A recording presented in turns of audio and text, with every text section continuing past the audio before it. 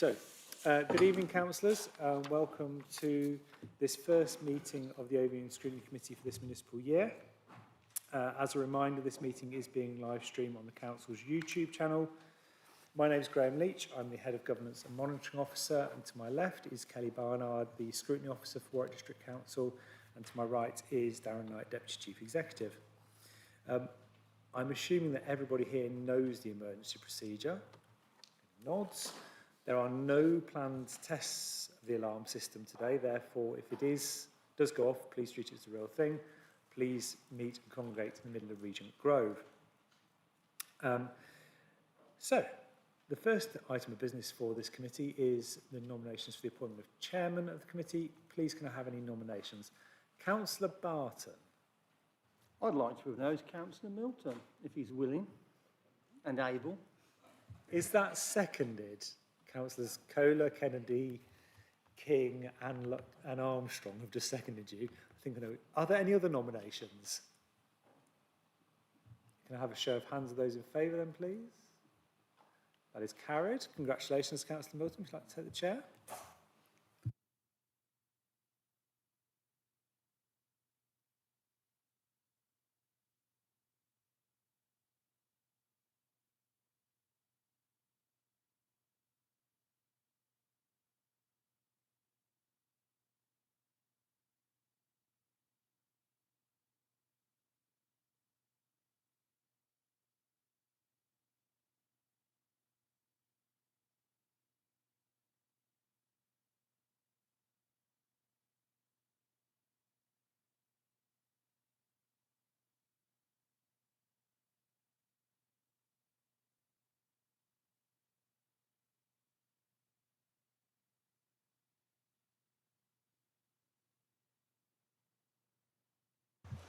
Great, thank you, everybody, I think. Okay, so item 2 on the agenda is the appointment of the Vice Chair for the committee. From the Chair, I would like to nominate Councillor David Armstrong. Does that find a seconder? Councillor Day, thank you. All those are there any other nominations? Sorry, I need to go through the process, right? No, I don't see any. All those in favour? Right. That's unanimously carried as well. Welcome back, Councillor Armstrong, and thank you for all your support over the last 12 months. What's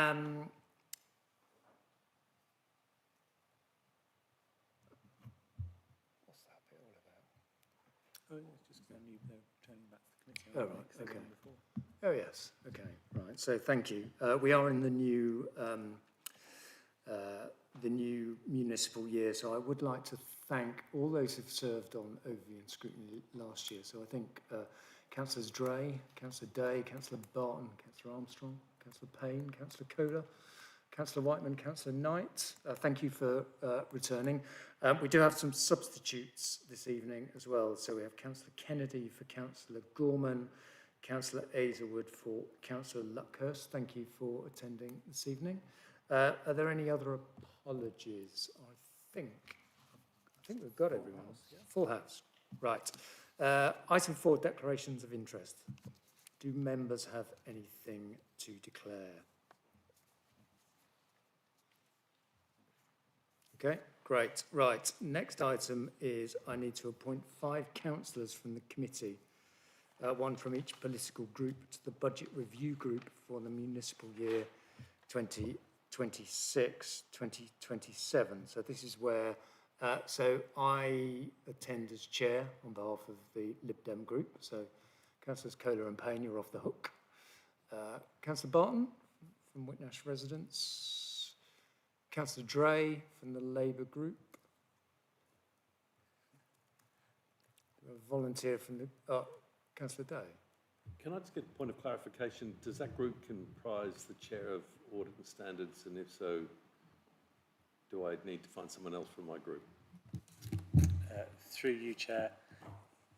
This is Overview and Scrutiny Committee appointing their half of the committee, or their third of the committee, actually. And Audit and Standards will appoint their part of the committee separately. So, yes, this committee has 1 from each political group. As I'm the only member of my group here, I will volunteer. Thank you, Chair. Thank you, Councillor Day. And Councillor Whiteman? And then we need somebody from the Green Party group. Can I nominate Councillor Councillor Luckhurst, please? It was pre-agreed. Councillor Davidson, did you want to come?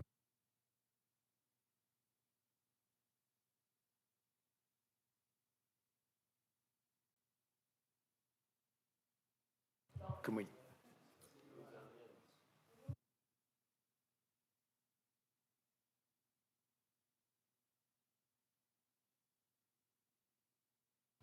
We will try and turn the volume up and see what we can do without creating any feedback, which is always a bit of a challenge.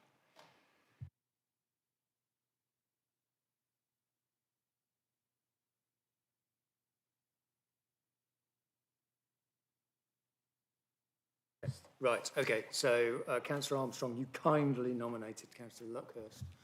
I'm sure he'll be delighted, but we will welcome him back to the Budget Review Group as well. Right, item 6 is the appointment or the non-appointment of the Children's and Audits Safeguarding Champions. We don't actually have to make an appointment for this role now, as it was agreed by Council following review of the committee to only have a Children and Adults Safeguarding Champion for the Council, who will be the relevant portfolio holder. So that's one less thing on our list. Next item is the work programme. Are there any comments, additions, deletions on the work programme that we want to discuss? No, that's fine. I'm assuming it wasn't everyone's priority, should we say, at this particular meeting. So we're now on to item 8, which is the substantive matter for this evening, which is the agenda for the joint cabinet agenda on Thursday, 28th of May, which is this Thursday, which is regarding the South Warwickshire local plan publication. So joining us this evening, we have John Careford, Head of South Warwickshire Local Plan, Phil Clark, Head of Place Arts and Economy at WDC, Andrew Cornfoot, Planning Policy and Major Sites Delivery Manager, and we also have Councillors Chilvers and Davison as well supporting us with our discussion. So welcome officers, welcome members. Before we dive into this, I did set out a bit of structure for it, which we're going to play with a little bit. So everyone should note that we've received over 150 pre-scrutiny questions, Q&As, and they've been published on the council's website. Have we had everything answered? I think there are a few still waiting for answers. If people are interested in seeing how this committee works, you might want to check how many questions and answers have been asked at Stratford District Council. It's not 150, I will tell you that. There is also an addendum as well. Now, I think members are comfortable that they've had a chance to read that. And I will probably actually come to that first, just to give you forewarning. Mr. Clark, I expect we're coming to you. So I think what we're going to do is I'd like to structure the meeting, if we can, around a number of themes. And those 5 themes being strategic allocations and the strategy for doing those, which I expect will take up some time. The process that we followed, but also the process from now on until what is currently 31st of December. And then some specific issues. So transport, because I know that will be a key issue for members in terms of some of the challenges that we think our communities will be facing. And then moving on to other strategic infrastructure, which has been a key discussion throughout, and then a chance to debate on any individual policies. So what I will try and do as we manage those discussions is I want to try and keep us as focused as possible. Otherwise, we could discuss anything and everything. So I want to try and keep us on those 5 topics. What I don't expect is, or what I would ask members not to do, is to repeat pre-meeting questions where those have been answered. But obviously I do expect members to use those as a chance for a follow-up question of greater depth. So if we go through all those questions again, we really will be here all night. I'd also ask that I know for many of us there are individual sites which are of concern, particularly for those of us who are ward councillors. What I'd ask is that if we are talking about individual sites, we are doing so in the context of the strategy, so to use them as examples to build upon, so that we can actually get a strategic focus on them, rather than it just being about that site per se. I know that might be difficult for members. We want to make sure we have a really good conversation and discussion, but actually getting to the wider issues that have led to, or the wider reasons those sites have been chosen, rather than actually getting into a debate about the merits or otherwise of a particular site.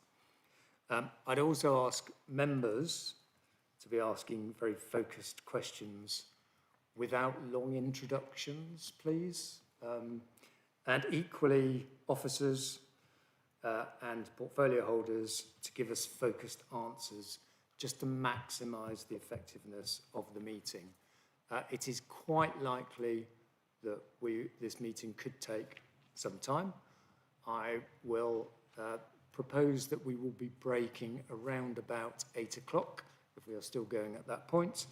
And I will try and do that in line with the agenda themes that I've set out, or the discussion themes, so that we don't stop halfway through a particular topic area and then have to come back to it having lost the flow. But I think that would be probably the best way to do that. Are members generally comfortable with that as an approach for covering the meeting? I'm getting a couple of nods. Good. We'll all just have to go with it otherwise. Right. Okay. I'm going to start slightly out of order, but I think, Mr. Clark, I probably need to come to you to give us an introduction and overview about the papers that we've had, but also specifically, could you, once you've done that briefly, could you talk us through the addendum, make sure that members are clear on the reasons for that and the implications of it, and I think I will start the discussion on the addendum, because that obviously has some bearing on where we go from here. Mr. Clark. Thank you, Chair. I'll make a few comments, and I will try to keep them brief if I can. But there are just a few points I need to make. This is a really important document for the Council. We've been working on this through 2 administrations and for about 5 years. Obviously, I'm joined today by John and Andrew, both of whom you know well. Can I just remind you about John? John is Stratford District Council employee, and he and I have been the 2 sort of heads of service overseeing the work on the local plan, really since the word go. But in the last few months, John has taken a slightly different role where he is working across both councils. So it's great that he's here, but he has a duty of care and a responsibility to us. But clearly, it's helpful to have him, because if you do have any more Stratford-centric questions, John can help you. I'll try not to repeat the many briefings that we've given members. We have tried to keep members briefed confidentially, obviously, a lot of the time on where we're going with the local plan. But the key point to make is that it's a big plan, and it's a really important plan. And it's a plan that's proposing a large amount of growth. And forgive me for sounding like a scratch record, but the growth is going to come to this area anyway. The challenge for the plan is not whether or not it comes, but how it comes and how we can make it most effective. And you'll be aware from the briefings I've given, and I gave a very similar briefing to about 130 parish council representatives last week, and I gave exactly the same message about the importance of why we have a local plan. It's about getting our housing 5-year land supply back, first and foremost. It's about regaining control, and it's about helping us to maximise and best coordinate our infrastructure. Now, there's a huge number of pieces of documents and pieces of work, and I sort of apologise, but in another sense I can make no apology for the fact that there is a lot to read. It is very complicated. There's quite a large team of officers involved in the plan, and we are supported by a large number of different consultants who the councils have employed to do work. And I would just ask you to bear in mind, you've just got the three of us, and whilst we hopefully have a fairly good overview, particularly John and Andrew, on the local plan, we can't always drill down into the details. And in fact, if you look at the pre-scrutiny questions, there's quite a few of them where we are going to have to go back either to officers who, to the detailed subject matter officers from within the two councils, or in many cases to the consultants themselves to get those answers. We will try to do that for you, but it isn't as straightforward as one of the three of us who are answering all those questions. We're also, as you are well aware, very constrained by the strictures that the government has put in place for when we have to submit this local plan. And this is something that has really come up and overtaken us in the period while we've been preparing the plan. We had originally seen this as a part 1 plan that would deal with the strategy, the main allocations, taking land out of the green belt, but wouldn't give all that detailed other policy that you're seeing in the plan today. In fact, I've probably sat here before and said to you that the next iteration of the plan would actually be slightly shorter than the one that you're viewing at the time. Because of the changes in government policy, we haven't been able to do that. So I do apologise for the length of it. It's been, that necessity has been thrust upon us if we want to save the policies in both the Warwick and the Stratford plans. Also, of course, we're on a very tight timescale because of the government strictures that you'll be very, very well aware of, hence why this is coming to you now. And again, I can only apologise that you haven't had longer to look at the details of all the policies. We were literally pulling the document together in the hours before it went public. Having said that, we briefed you, and I know Stratford councillors have been briefed equally, for many months on the strategy and the major strategic allocations. And I know we did a number of workshops with officers back, well, we did a big workshop here in December. We gave you another briefing in March, but right back to last autumn, we were meeting with small groups of councillors to think about potential development in their areas. So where we can, we have tried to keep you as up to date. And I would just mention briefly the work of the advisory group. I think I've tallied up, the advisory group has met 65 times since 2020 or 2021 when we started, and they've been really invaluable, and I'm sure my officers would join me in just thanking them for all their help. But what they have been able to do, not on all policies but on some, is drill down and ask those detailed questions. So very often you'll be seeing a policy for the first time, but it will have been through the advisory group and they will have made comments on it. I won't say too much more until I get onto the addendum, but really, again, just to remind us all that we are working within a quite strict legislative regulatory framework and a framework of government planning guidance.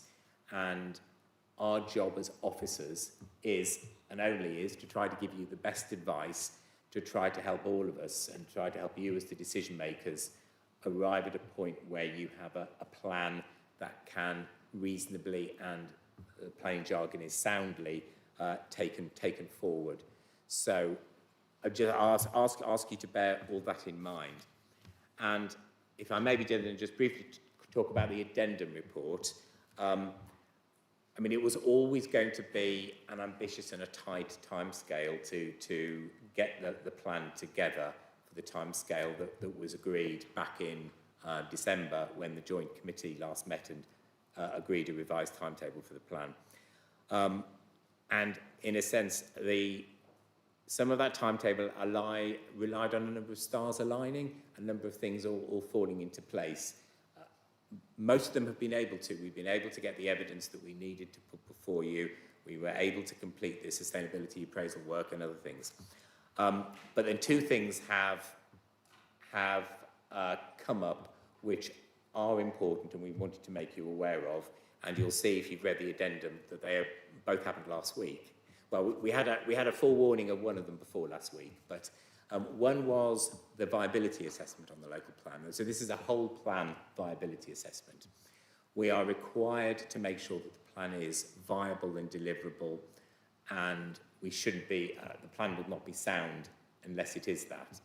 Now, we commissioned viability consultants. We commissioned them, a good length of time ago, but of course, they couldn't do their final viability assessment until they had all the bits of the jigsaw in place. And so that's resulted in a report which we received in advance of the first agenda papers going out that did identify some viability challenges. So we got a revised report, which is still only in draft at the moment. We got that on Friday morning. We have discussed it with the two leaders of the council and with Councillor King. And what you'll see in the addendum paper reflects, I'm not saying they all support it all, but it reflects the thinking and the position we are with that. So there are viability challenges in terms of the policies when all added together in the document that is part of the agenda pack, Appendix 1. And the viability assessment has helped us identify some changes that would need to be made in order to make the plan viable, and they're set out in the paper. The other thing that happened last week, in fact, I think it was last Tuesday, it was the actual meeting, but then we got the report on Thursday, was we had an advisory visit from the Planning Inspectorate. Now, that's quite a normal part of planning preparation. It's good practice. It's obviously extremely helpful because an inspector comes, and just to be clear, this will, by definition, the inspector we got for the meeting last week will not be the one doing the examination into our plan. But here was Mr. Jonathan Bohr came along. He met with officers. I wasn't in the meeting, but John and Andrew were. They had a very lengthy meeting, extensive meeting, following which the inspector produced the advice, and we felt it was necessary and important that you saw the advice because it made a number of comments, but I think there were two that we thought were particularly important. One was to give a planning inspectorate view on the issue of viability that we've just been talked about. But the other was to talk about the headroom, and so the headroom is the number of homes above the minimum that we're required to provide in South Warwickshire and put in the plan. And it is normal for local authorities to have maybe quite a generous headroom. The inspector felt our headroom was anything but generous, had some concerns. He also had some concerns about the housing trajectory, and that's all about the ability of the councils to be able to demonstrate a 5-year supply on the day that the local plan is adopted. Now, if you look, there's one of the tables in the, I can't remember what page it's on, there's a bar chart in the plan which shows that for Warwick, on adoption, we can deliver a 5-year land supply. For Stratford, it's a bit more problematic for a number of reasons. And so what was proposed in the local plan was what's called a stepped trajectory. So in other words, you have a lower requirement in the early years and then you step up to a higher requirement later on. Again, the inspector felt that that was not good practice, I think particularly where there is evidence that there are other sites you could bring forward, so recommended that we address that. So again, the policies, so the recommendations in the addendum report reflect that. I should just add that one of the recommendations in the report, or one of the proposals, will be to identify a few more sites in Stratford district.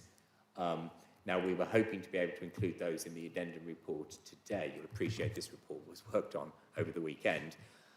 We're not able to produce that report today, so I think, John, you're aiming to produce that report tomorrow, but it will only relate to Stratford district issues of the range of capacities in the sites in Stratford district and additional sites that may need to come forward in Stratford district. Everything related to Warwick district is in this report. Thank you, Chair.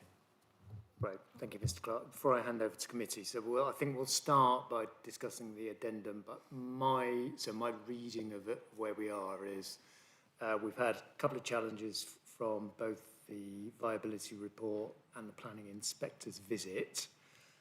What the addendum proposes is some changes to the plan that we can basically still then carry on with it going to joint cabinet on Thursday, council on Monday, and then submission as planned. Have I understood that correctly? Yes. What we have proposed, based on the viability advice, is an approach which the viability consultants tell us would make the plan viable. So, and they are quite important things. And again, I would stress the impact of them is different across different parts of South Warwickshire. And in fact, in some cases, the impact is going to be greater in Stratford district because there is a plan in the figure 1 after paragraph 3.3 shows what's called a housing value zones map, which the consultants has done. And of course, it doesn't work as well in black and white as it would in colour, but it does show that all of Warwick district are in the higher value zones A and B, and in Stratford district it is more varied between A, B, C and D. And that's important because obviously the higher value housing, the more viable it can be with, for example, the full amount of affordable housing. So what has been suggested, and this is bringing together viability advice, but also the advice from the planning inspectorate, where and again, we've included the inspector's advice in full, but it also involves reflects advice from our barrister, Timothy Leader, and Tim joined a meeting with all of us and the two leaders and Chris King on Friday afternoon. And so his advice is within this report. So what is being proposed is, in terms of biodiversity net gain, the national requirement is for 10%. We were looking at an ambitious 20%, and the proposal is to reduce that to follow the national standard of 10%. In terms of affordable housing, the ratio of social rented to shared ownership that we are putting in the local plan is 70-30. And clearly the more social rented you put in, the more, the lower the values in terms of developer profit and therefore viability. So we are suggesting, we ask them to model a ratio of 60-40, and that does assist in viability. We have also identified that in order to be viable, the strategic sites in Warwick, across the plan area, might not be able to achieve the full policy amount. So the full policy amount is 40%. And if you're a site in the green belt, and if you follow the national planning guidance in the MPPF, it's a percentage of 50%. Now, in some cases, that's perfectly achievable, but in other places, it's not. Again, particularly a Stratford district issue more than a Warwick issue. But the percentages of affordable housing have been set out in Table 3. And then, finally, as far as Warwick district is concerned, there was the inspector looked quite critically at our net zero carbon policies, and you may have questions for John or Andrew about those particularly. But what he did say, and I quoted his advice, was that where there is a balance between things like affordable housing that you need to provide and biodiversity net gain targets, particularly mindful of the future home standard coming in and that being used to take net zero considerations outside of local planning authority control and putting much more within the scope of the building control regime, he said those would be looked at very seriously. So I think what we are suggesting is not that we discard our net zero policies. I know there's a huge amount of work's been done on them by, of course, the same consultants who did work on our net zero carbon DPD. but as of a recognition that the wording of the policy is very clear that it is subject to viability and, by extension, subject to the fact that whether affordable housing targets can be achieved.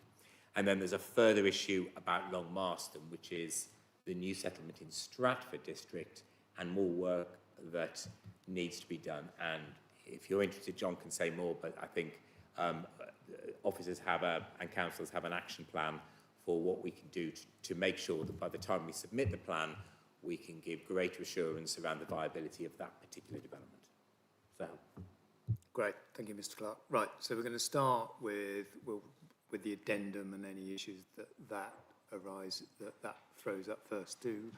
Do I have any questions from committee? So we'll start with Councillor Armstrong, and then I've got Councillor Kennedy. Not actually a question, Chair, just a quick, well, not a question to officers, a quick question about this. There's a lot of cross-cutting things here that mix in with the other themes. Do you want us to pull them out and talk about the addendum completely separately? Or? Well, I think let's start with the addendum because it's, I think that's the best way to do it. That's the latest bit of information that's landed, and let's see where we go. Did you have a question, or do you want me to? I will, but I'll come back in. Councillor Kennedy. Thank you, Chair, and thank you to Mr. Clark and all the officers who put in so much work into this, or given us so much work to do to read it through. My question's about the addendum and particularly the recommendations at the end, and recommendation 5.1.2, which says members note that further work is needed to finalise the viability assessment and delegate authority to the head of place, arts and economy and the head of South Warwickshire local plan in consultation with the leaders and relevant portfolios of both councils to agree any further changes to the assessment. My concern, and we've discussed this within our group, is that the addendum and the reports that have been considered have thrown up very, very significant changes.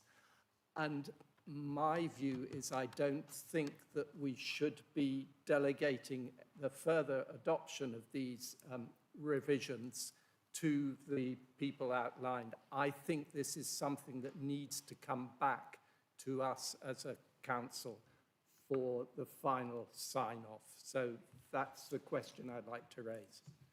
Great. Thank you, Councillor Kennedy.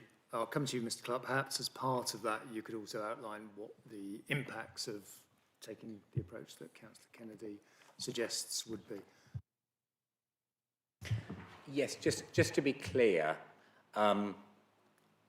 recommendation 2 relates simply to finalising a piece of technical work, not the policy implications of that piece of technical work, because they're set out in 5.11 A, B and C and D. So, I mean, obviously we don't take, I can't think whether we've ever, we might have done occasionally, actually brought, we might have done it with a Headner many years ago, but we don't normally bring technical advice for formal agreement by the Joint Committee. I mean, if you choose to do that, of course you can. What we normally do is it's undertaken by officers, but we involve the advisory group in there. And I mean, I didn't obviously include that in the recommendation because it's not part of the formal decision-making process. But you know, it would be, I'm sure, useful to get the viability consultants, and the members of the advisory group are well used to this. They'll have a presentation from a consultant, they'll have a draft document to read, they can ask questions on it, and I don't want to say scrutinise, give advice and look at it that way. But clearly, if you felt you wanted this piece of technical advice to come formally for approval, then that's your will, but just to be clear. Good. Any follow-up, Councillor Kennedy? Yes, I appreciate that, and perhaps as a scrutiny committee, we need to consider whether we should simply accept that, or consider maybe whether the advisory committee should also be involved in that consideration. Just seems to me that these are fairly fundamental changes being forced upon us by the viability assessment, and that we as members need to be fully appraised of what those are and consider them carefully. Okay, thank you, Councillor Kennedy. What we'll do, I think, because you make some good points there, is when we round up the discussion about the addendum, and I'll try and do this with each section, is we may wish to agree some recommendations as a committee as we go through, rather than trying to do everything at the end. So I may come back to you. I've got, was it Councillor Kohler next? Councillor Kohler, then Councillor Hazelwood. Thank you very much, Chair. Specific question, if I may. On table 3, on page 9 of the addendum, there are 2 sites listed under the Warwick District where it says 40 brackets 50 for the level of affordable housing. I guess I'm not completely familiar with COV.1, but LEA.2 is either Blackdown or Milverton, which I thought were wholly currently in the Greenbelt. So is that wrong? And is any of COV1 not currently in the Greenbelt? I'll ask my colleagues to come in if they want to add to any to this, but it isn't Greenbelt, it's Greybelt. So what the situation we're in is we have the Greenbelt assessment, and we asked the consultants to look at what they considered Greybelt areas were. And some of the areas, for example, the Ken 1 south of Kenilworth is entirely Greybelt, so that's why the 50% figure has been put. LEA1, let me get this right around. LEA1 is the north of Blackdown.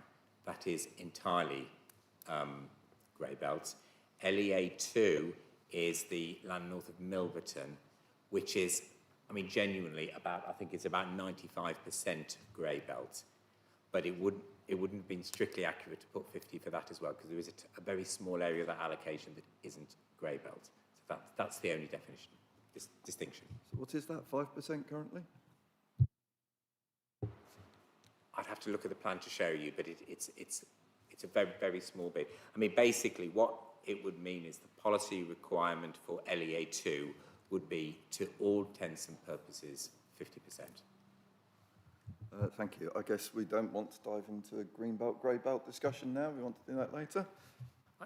I think, Councillor Kohler, let's do that later, but I think it is an important one we seem to... Oh, yes. Yes. I think perhaps what I could ask maybe is that we should be clear when we're talking about land that is currently within the Greenbelt, that we refer to it as Greenbelt land. I know there is an assessment which seems to suggest that certain land is Greybelt. I'm sure the residents who live next door to Ken 1 would never describe that land as Greybelt. So we have a technical description and we have a real life description. So I think let's be careful about how we talk about those things, because it risks making things feel like a fait accompli. But Councillor Kohler, I'll come back to you. Thank you. My other question was going to be about our net zero DPD. Understand the feedback that we've had from the inspector. Could you, in very layman's terms, compare our net zero DPD with the future home standards? Because my understanding is that, well, the inspector's opinion is we don't need or are not allowed the net zero DPD, and that we just rely on the future home standards instead. So is future home standards live? And if so, well, either way, what are the key differentials between future home standards and the net zero DPD? Yes, thanks for the question, Councillor. The future home standard is due to come in, I believe, March 2027, but the regulations for the future home standard have now been laid, so they've been set out. So we do know that that standard will come in March 2027, which is before the South Warwickshire Local Plan is going to be adopted. In short, the Warwick Net Zero DPD was largely looking to bring forward the standards in the future home standard a couple of years, 2, 3, 4 years now, maybe, before the future home standard came in. So There are some subtle differences which I probably can't explain right now, but it is very similar, the Net Zero DPD to the Future Home Standard. Just in terms of the inspector's comments, he did refer to the written ministerial statement, which looks to restrict the ability of local planning authorities to set standards higher than building regulations. It is important to note the DPD was adopted after the written ministerial statement, and the inspector actually asked us to undertake a specific consultation around the issue of the written ministerial statement. So the Net Zero DPD was, I suppose, adopted and agreed to be sound by the inspector, who was fully cognizant of the written ministerial statement. I think the inspector's note that we received was perhaps going a step further and expressing a view really on the direction of travel, perhaps, of the government in terms of the consultation version of the NPPF. So this plan would be assessed against the December 2024 version of the NPPF, regardless of whether a new NPPF is published before we submit our plan and before it's examined. I think the inspector was making the point because he was probably of the view that he didn't believe government would be likely to change their position from that in the consultation. And if the government don't change their position, and so the NPPF, the new NPPF is essentially as per the consultation or has the same thrust to it, our net zero policies that we've set out in the South Warwickshire Local Plan wouldn't be implementable. So we would have the policies there, but actually for decision making, we wouldn't be able to apply them because they wouldn't be consistent with the NPPF. So I think that's the main concern that was being raised. I think one final thing, Chair, if it's okay. I think it is worth saying that in arriving at the policies we have arrived at on net zero, we've been working with expert consultants in this field, bioregional, and through the work that they've done, they have identified that there's been at least 4 local plans that have been adopted since, adopted last year, I believe, in 2025, which do seek to go beyond the written ministerial statement. So the written ministerial statement says that where local planning authorities do go above building regs, they can only do that if they look at the target emissions rate. Sorry, it can get technical. But the 4 plans that were approved last year didn't use the target emissions rate.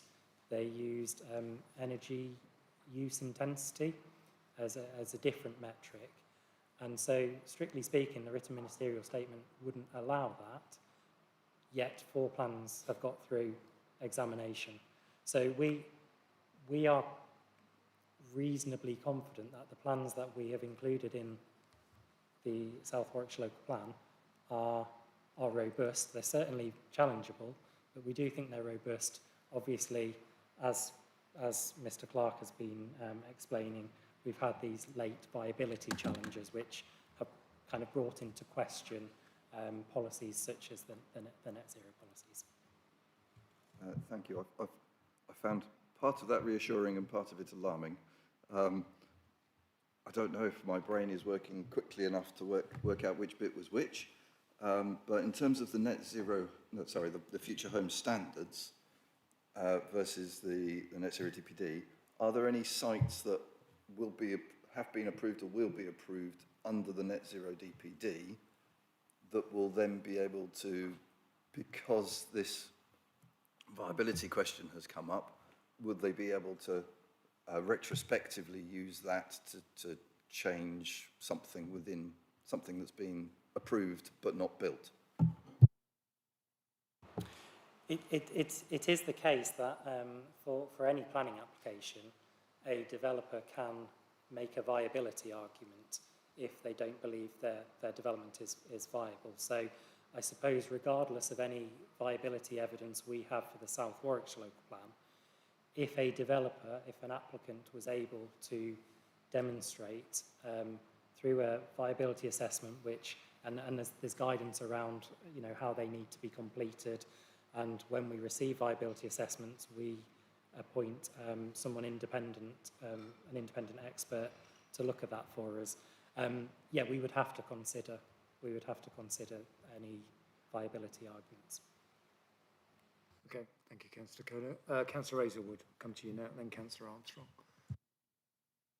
So just wanted to pick up the points in the addenda around 3.9, which have been referred to, and then Councillor Kohler's comment and the response by Mr. Cornfoot. So regarding biodiversity net gain, I mean, in effect, we've been told that 10% is a minimum legal requirement. It's also the maximum permissible by the examiner. So I therefore don't really think we have much choice but to accept the recommendation to take the 20% out and go to the 10%, although we should make clear that why we're doing that. It's not a local decision, it's a national decision. Regarding the CO2 standards in the climate emergency, I mean, the inspector has expressed a view that says the enhanced standards should only comply with minimum standards of building ready to the new future home standards. But there is some uncertainty here, as I think Mr. Cornfoot alluded to. So we've been given to understand that the new plan will be assessed as a legacy plan against current rather than future requirements. And the advisory group received professional advice, arguing that the enhancements to the current DPT can be achieved, and there were 4 examples given for that. So I think it would be premature to take that out of the plan. I think we should not do that now. I think we should leave that part of the plan intact, and it will deliver significant additional benefit locally.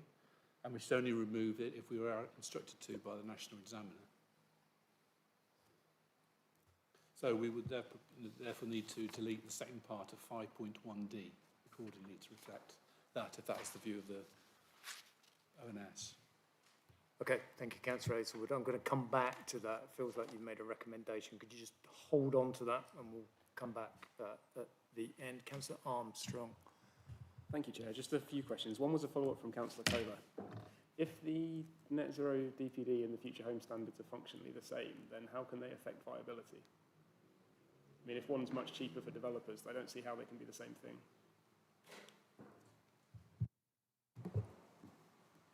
Yeah, so the viability challenges are with the net zero policies that we are proposing in the South Warwickshire local plan, which are more stringent, higher requirements than the future home standard. So the net zero DPD is at a similar standard as the future home standard, but the net zero policies in the South Warwickshire local plan are a higher standard. And so, for example, the figures may be slightly wrong, but they're in this sort of order. I think the cost of implementing the uplift of the future home standard per dwelling, I believe, is about £4,500. I think the uplift of the cost of our net zero policies as drafted in this plan is in the region of £12,000. So you can see per dwelling, that's, you know, over £7,000 difference, which is where the viability challenges come in. Thanks for clarifying. Next question was, when are we likely to see this viability report? Because I know it's a big subject of this addendum, but I don't think councillors or anyone else, any members of the public have seen it yet.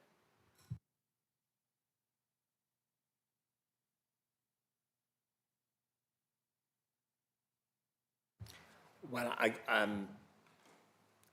we never publish information until it's been finalised, so it would depend a little bit on the route that was agreed for that.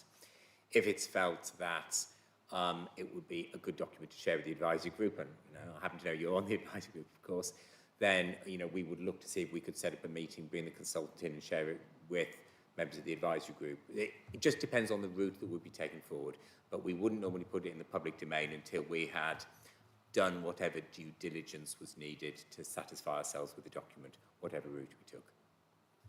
I would just add, sorry, there is some urgency to that because, of course, we need that to inform the Regulation 19 consultation. Thanks. Final one on that then. And this is broader, I suppose, in that viability report, what weight or assumptions are given around land price values? Because that's a huge part of the cost to developers.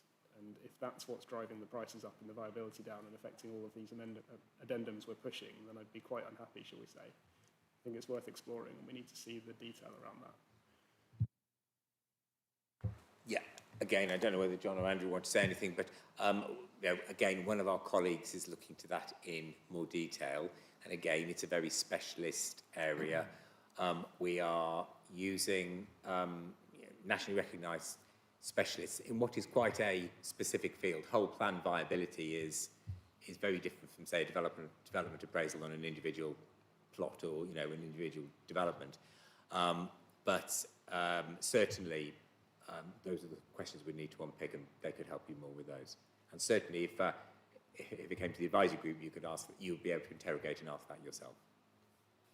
Thanks. I would say I'm a little bit uncomfortable with making big decisions like that without hearing that information, because we're looking at doing some quite big changes to this draft plan here without seeing that or understanding that, and that certainly makes me uncomfortable, I would say. Okay, sorry, Mr. Careford. Thank you. Just to add, we have pressed the consultants on their assumptions, particularly around developer profit and landowner expectations, and they are reasonable ones. There's a sort of accepted range, and they're certainly not, they're certainly within the sort of bottom half of that. So they're not over-egging the pudding in that respect. And I think members, we do need to be realistic about viability from a development perspective, because if it's not in the developer's interest, then they will not bring the site forward. It's in our interest to have the development, so we need to strike that balance. And I think the consultants have drilled down on that. Obviously, you need to see the detail, but I think there's only so far we can push things like developer profit before it starts to fall apart. So we have done that, and I think as officers we're comfortable with what it's saying, but I appreciate the point. Great, thank you, Councillor Armstrong. We've got Councillor Whiteman, then Councillor Day, and then back to Councillor Hazelwood. Thank you, Chair. The one question I had was kind of just asked in terms of the viability, so thank you for the explanation around that. In terms of how much further we push the boat out in the proposed DPD, I don't know if there's any further information you can give about the new definition of net zero and how much further that has gone, beyond the DPD net zero standard, to make such a difference from a viability point of view. Are there any options around that in terms of, or is it that any sort of pushing the environmental boat out beyond the new home standard is now not the direction of travel and is likely to be unsound, really, as an approach? I don't know whether my colleagues want to add, but just to be clear, we are not suggesting that we ditch the net zero policies in the South Warwickshire Local Plan. I think we are advising you that we probably have to be realistic with those, that we are advising you that they will be very critically assessed at examination, and that if there was a viability issue on a site, the net zero requirements would have to be looked at alongside other policy objectives, such as the provision of affordable housing. And the inspector advised that the weight should always be with matters like affordable housing. Notwithstanding that, as I say, we're not looking to take them out of the plan. We put a huge amount of work into them, and I know that there's been a lot of member engagement, and I know a lot of members supported this. So it would be, to be blunt, it would be an argument we'd carry forward to the examination. Thank you for that. I, appreciate officers are working extremely hard to sort of deal with viability issues that have been raised quite late in the day, and that is appreciated. It's just from a member's point of view, I just kind of wonder what additional work and what additional options we're going to be given to address these viability issues, because, I mean, looking at the proposed changes between social and, shared ownership in the affordable housing, that doesn't look a very attractive option to me. I appreciate, viability, it's all about making compromises, but I'm just wondering what options, what additional work can be done to sort of define the options that are available to us to address these viability options in a plan that would still be deemed sound, because there must be options around this rather than, I appreciate the options that have been put out there are trying to address things in principle at very short notice, but I'm not quite getting how much room for manoeuvre we've got around this. Mr. Clark? I think, it's something that would merit a deeper dive into the viability assessment for maybe precisely the reasons behind your question. I think, though, in reality, there are a few areas where there is, if I call it discretion, in where we may make changes in order to ensure the plan is viable. Remembering, we should not be submitting a plan to the inspector that without a viability appraisal that says, yes, this plan is viable. Otherwise, it might not even hit an inspector's desk. It'll be returned to sender, returned to us. There are not that many opportunities. Now, of course, as you all know, with any development, there are a huge number of infrastructure and other costs on the development that need to be borne from the developer profit and the land value, and open space and roads, active travel, education, all the rest of it.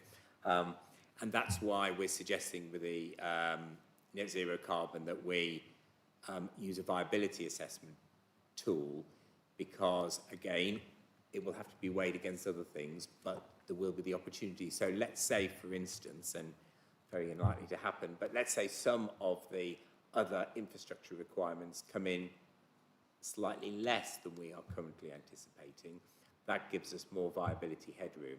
I can see the planning committee are tired of seeing lots of viability assessments from developers who say they can't afford all our range of planning obligations.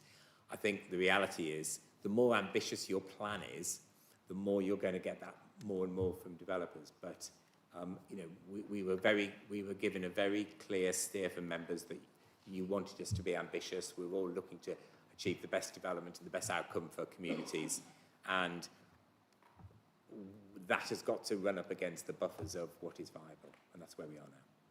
Great. Mr. Careford, I think you wanted to come in. I think Councillor Davison wanted to come in as well. Thank you. I suppose just to add a bit more context, in the sense that we are in quite a challenging economic circumstance, and we have seen build costs escalate. So in that sense, it's unfortunate that the plan's coming forward in that context, because we've got these additional costs that we have to be borne by the development. For example, education costs have skyrocketed. So there's a much bigger ask, because we're trying to provide much more infrastructure than we have done in the past off the development, and that price tag is much higher than it was even a couple of years ago. And unfortunately, when you add it all up, it's not coming out favourably. And the big things that the consultants have identified, and as Mr. Clark said, there's only a few areas of discretion, and it tends to be your affordable housing, both in terms of the overall percentage, but also your tenure mix. And your tenure mix is quite important because, for example, broadly speaking, your social rented units, the developer might get a third of the market value. For intermediate, they might get 2/3. So having a greater mix of, or greater proportion of intermediate is much more viable, unfortunately. And that goes against perhaps what the need is in South Warwickshire when you've got such high unaffordability, and it's trying to strike that balance. Thank you. Councillor Davison. Yep, I'd agree with two things John's just said. So very crudely, if you could only have 20% social housing, you could have 40% affordable housing, and we've got to decide if that's the balance we're going on. I think people will say, well, why has it come this late? And I think the context has changed. So building historically in South Warwickshire has been highly profitable, and now it's got tighter. So it has taken, I think, everyone a bit by surprise how harsh the viability has come back. You'll have seen from the questions from Councillor Chilvers and me, Cabinet have been pushing on quite a few things. One is if densities are higher on the sites, will that improve viability? In simplistic terms, more houses, so the amount per house is less, so maybe that works. Councillor Chilvers has been pushing a huge amount on 20-minute neighbourhood principles, because the whole point of having a lot of development together with a school and shops and community centre and so on means that the peak flow out, which determines how many roads or how big the roads need to be, should be reduced. And Councillor Chilvers will know better than me whether that's been fully taken on board. And then the other key thing we don't know yet, or I don't know yet, is how much cost of infrastructure is assumed to fall on the developers. Looking at Councillor Day, around you, big motorway changes. If the developers have to do all of that, that's huge, but it should be a contribution from National Highways, I believe. You'll know better than me on that. And similarly with Long Marston, hard to develop site, Homes England ought to be stumping up some of the cash. So we've got to understand what's actually gone into these to know what the numbers mean. You will have seen there was a paragraph about Long Marston, as that was the worst bit, only 15% affordable, to try and get to the bottom of that. It may be some of the other sites should have a bit of that as well. Great. Thank you. Mr. Careford, is it a quick one? Yes, very quickly, just to give members some comfort that obviously the viability assessment is at a point in time. We are looking to do a plan that runs for 25 years. Yeah, the viability picture will change. Let's hope it improves. I'm sure it will. And obviously plans need to be reviewed every 5 years in any event. So there's an opportunity to amend the policies as we go forward. The benefit of having a long-term plan, though, is the strategy works, and the strategy gives the certainty to residents and developers, even if the detail changes. So there's opportunity for review, and also there is also, as happens now, the opportunity for clawback. So within a specific development consent 106 agreement, if viability is argued and reduced, we keep an eye on the sales, and if the sales are better than expected, we can review the specifics there. So hopefully that's some comfort members as well. Thank you, Chair. Great, thank you. Right, so I've got Councillor Day, then Councillor Hazelwood, and I'm going to try and wrap up, I think, this first part then, because we spent quite a long time on the addendum, which is right, because there's clearly some detailed stuff here. So, Councillor Day. Chairman, I'm going to try and help with the wrap up a little, if I may. Having suffered would be the wrong word, but like many members here sat on the advisory group and wade through literally hundreds and hundreds of pages of advice and reports, I think we're at risk of having a snowstorm of information all coming at the end. Now, I'm very familiar with Parkinson's law, that the job that we have before us will fill the space that we give it. So I do appreciate why we are where we are.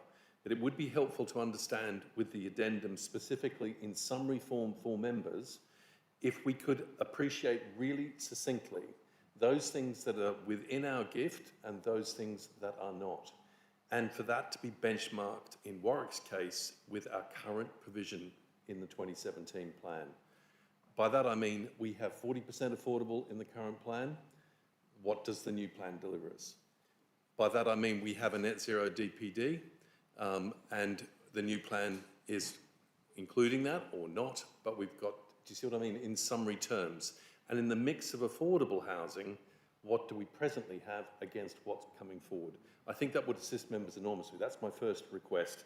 Secondly, I think on the third recommendation, working as an Australian in reverse order or upside down, it would be helpful to have an understanding about the timing here, that we're to note the completion of these amendments. The sustainability appraisal may mean that the start of the consultation on Reg 19 may need to be revised. Accepted and understood, but as we all feel tonight, we are now approaching the summer period. We have had really good response from our residents in consultations. I think officers have done an excellent job there. I do not want to have this Reg 19 consultation be a damp squib. We should finish it properly. So some indication as to how we're going to do that within the constraints of school holidays and what allowances of extra time or not we need to bring. We need to be clearer there in recommendation 3. On recommendation 2, we've heard Mr Clark make reference, Chair, to the South Warwickshire Local Plan Advisory Group. If this is coming to Council, I think members need to be given greater comfort that that viability report is going to get the assessment and the treatment that the advisory group has given. And therefore, I do think there needs to be amendments made to recommendation 2 to specifically reference that report coming to the advisory group. Thank you, Chair. Thank you, Councillor Day. I may come back to you. I've scribbled a few of those down, but we may come back to you. Councillor Aizlewood. Well, thank you. Yeah. So my comment really relates to 2.6 in the agenda and the recommendation at 5.1a. I mean, it seems to me there's a fundamental problem with the housing land allocations, and there are far too many of them. There's over 90 of them, despite the text describing a focus on fewer, larger strategic locations and 15-minute communities. And the reality, it seems to me, of the plan is that it's not a lot like that. So we want to get the best possible value from land use and avoid building on greenbelt land wherever possible. So to help remedy the situation, the single biggest impact would be introducing minimum densities that will enable a few smaller sites to be withdrawn, balanced by larger numbers on the bigger sites. So I do have a view about those minimum densities. Perhaps that comes later, so which I can hold that. I think, Councillor Aizlewood, you're straying into what I'd call sort of spatial strategy. And, okay, well, so I think we should come back to those if that's... Just come back to the addenda then.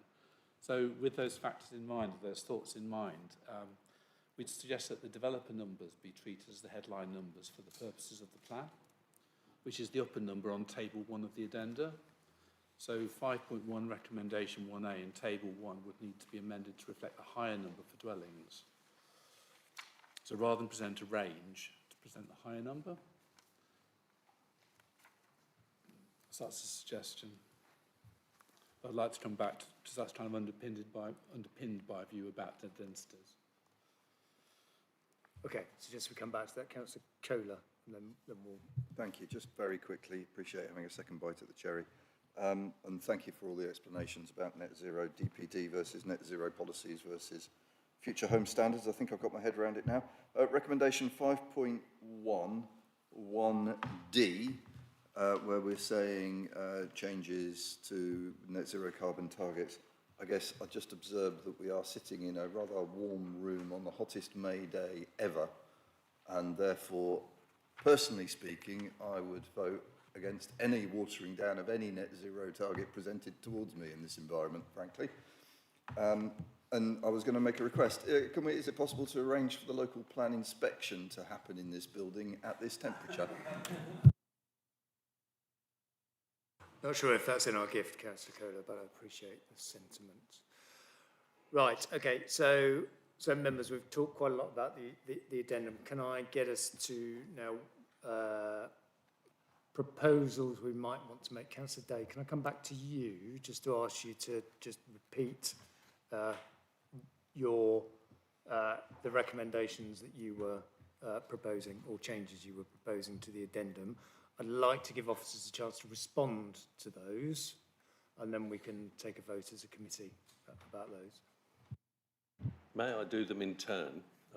So the first one is to provide a summary that sets out what the current standing is on the net zero carbon DPD in Warwick District, that sets out what the other points about diversity, net gain, etc., but also specifically on the mix of affordable housing against the total quantum, so members can see what the current position is, what is being proposed in the addendum to meet the viability requirements. So that simple summary, and where there's a choice or not would be a good point to highlight as well, Mr. Clark. We don't have a choice with the MPPF 24 that we're working to. That is the minimum requirement, that's it. So that would be helpful. I'll stop there. Yeah, so Mr. Clark, is that something that's doable? And the add to that would be well in advance of council on Monday. Yes, I'm sure we could put something together. Okay, so Councillor Day, you're proposing that. I'm happy to second that. Members happy? Yep. Sorry, can I just have a repeat of what we're actually approving? So we're at this point, we are asking for some additional work by officers to give us a comparison between our existing standards for a number of items like affordable homes, net zero, biodiversity, net gain, between where we are now versus what the new plan as set out and proposed would give us. So. And if I may, just at the additional point there was to clarify what is mandatory anyway under the MPPF 2024, whatever the one we're working to. Right, thank you, Councillor Day. So I think members are comfortable with that. Great, and I'll carry on. So in reverse order, recommendation 3, which is about noting the completion of the amendments to the sustainability appraisal may mean that the consultation for Reg 19 will need to be revised, that there is greater clarity as to when that revision is likely, even if it's within a range. I think the public needs to know when this consultation is going to likely take place. And one thing we could perhaps put on there is a definition of the level of discretion that officers might have, for instance. So, Mr. Clark, could you respond to what Councillor Day has set out? Yes, one simple answer is until we know the scope of what we're asking the sustainability appraisal consultant to reappraise, we can't give you an answer for that. If we got a steer from the two councils, we would be able to. We can certainly, in advance of that, line them up, see what capacity they've got. Because bearing in mind, they haven't kept a bank of time to do this piece of work, and we can let you know. I think part of your question maybe goes into the process section that I think, Chair, you wanted to pick up later about when that might happen. So I wonder whether we revisit that, but we will let you know, and we can let the public know as soon as we have an idea from the consultant, which is as soon as we can tell them how much work they've got to do. What then follows then is, what does that mean for the timing of the local plan consultation? Does that take us somewhere that none of us want to be? Because we all appreciate we're heading towards the summer holidays, and never mind anything else, people have got leave booked and all of those sorts of things. But then that's got to be balanced against everything else we have to do in order to get the plan submitted, and what the most expeditious and intelligent route is to get us there. And depending on where we find ourselves in terms of the calendar, we can put forward options for you to consider. Can I come back? Again, working backwards, we know we want to submit by December, whatever day, and it's Christmas Eve or something. If we worked backwards to the latest moment that you would need the consultation to come in, and then what period the consultation might take, could we not, in that third paragraph, say that it will be no later than, because we have a really firm finish here at the end of the year? I just think we do need to signal to the public. There's been a lot of public interest in this. That is far too vague as it stands presently, in my view. I think Councillor Davison wants to come in as well, but good point. Sadly, the history of this is things take longer than we hope. So I wouldn't want officers to put a last date, because that probably will be doomed to failure. But surely there's a date that we know that actually if we don't submit, by a particular date. If we don't go to consultation by a particular date, we know we're sunk. So that's the dates that I think we're looking for. I'd recommend all members go and read Parkinson's Law. It will help focus the mind here. The point is there is a drop-dead moment, that absolute latest moment if we're going to make a submission on time and meet the government's requirements. If we don't get there by then, so I'm just saying that we could indicate to the public the consultation, we can work backwards from that date, and I think we should. Yeah, and I think as a committee, if that's the comment that we want to make, I think we can do that, that actually what this committee is looking for is clearer timescales and dates so that we understand the implications of any delays and that can be clearly communicated out to our residents. I think that's what we're looking for. So members, are we happy with that as comment? Yep. Okay, right, I'm getting enough. Councillor Kennedy.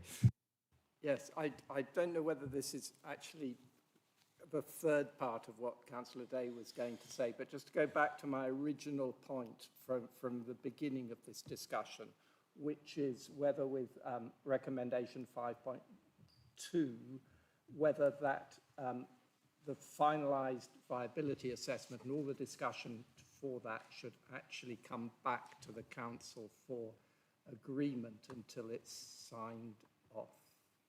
So I think that's a slightly different point. I think the point that you're making is about time. This is about communication of timelines and dates that we really need to be clear on. So I think let's take that first, then I'll let Councillor Dave finish, and then I think we'll come back to you, Councillor Kennedy, because I think I understand what you're getting to. So, right. So we've got a comment about clarity of dates that we're going to ask for from Cabinet. Councillor Day, back to you for your third point, I think. Which Councillor Kennedy is at the same place. So it is, my view is, I'm hearing, just if I could finish this to help Councillor Kennedy in a way, I'm hearing Mr Clark say it's a very technical paper. I have seen and experienced these papers firsthand. It's not something I believe that all councillors need to pore over, but I would ask that there be an amendment to recommendation 5.2 that includes reference to the South Warwickshire Local Plan Advisory Group. Councillor Kennedy, does that align, or have we got something a bit further? Yes, thank you, Councillor Day. And I take the point that it is a technical matter. On the other hand, it does concern one of our key policies that we've been pushing for through the DPD, through all the discussions and with our consultants. And if that is going to be changed as a result of the viability assessment and the other things, then I think that's something that needs to come back to the full council, and we need to understand that, even if it's a fairly brief thing. So I would recommend that we, because these are recommendations going through to Cabinet, that they consider whether that is possible. Okay, so I think the recommendation we've actually got on the table then is that viability assessment needs to be reviewed by the working group, but it should also be published to councillors, and any significant change should come back to full council for decision. I think that's so that's the proposal I think we've got.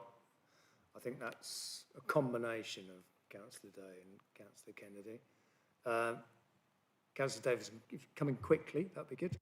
Just to check clarity, the technical stuff is basically an Excel spreadsheet with numbers going in and numbers coming out. That's not for full council, but the advisory group will want to know the numbers going in. In terms of the report, that ends up public, so obviously it comes to everybody.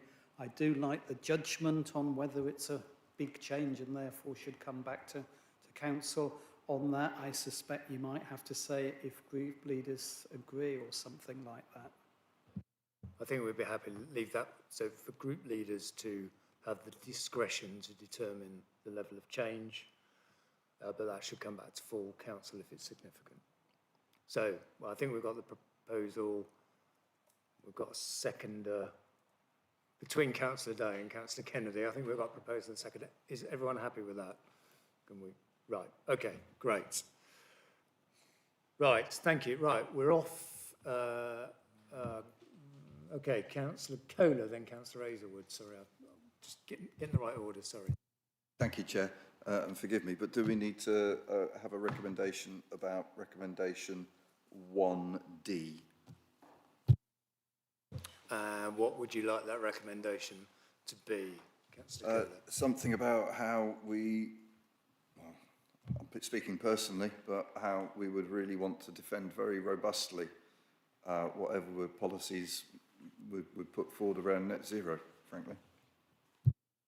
Okay, so Councillor Hazelwood, is this on the same point? Yeah, I was going to say a similar thing. I mean, I'm happy with Councillor paragraph 5.1D as it relates to the biodiversity net gain. The point I made earlier, but I wasn't happy with changing the position we've taken on net zero carbon targets, which has been through the advisory group. We've got professional advice that says it can work. I'm just a little bit unclear about the meaning of 3.9. So I think the phrasing of this, for me, would just need to change quite simply to refer to biodiversity net gain targets and just take out the stuff about changing net zero targets at this point. Okay.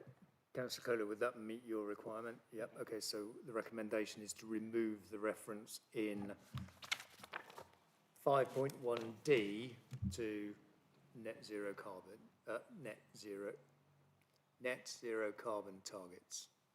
So that's the recommendation. Councillor Day. Can I just get the officer's advice on that removal? Just want to make sure it squares away. Well, thank you, just through you, Chair. In respect of net zero carbon targets, what the recommendation refers to is paragraph 3.9, and paragraph 3.9 is clear that the net zero carbon policies are retained. However, the wording in the policies will be clear that this is subject to viability. So that's the only change. So we're not ditching the net zero carbon policies, just to be clear.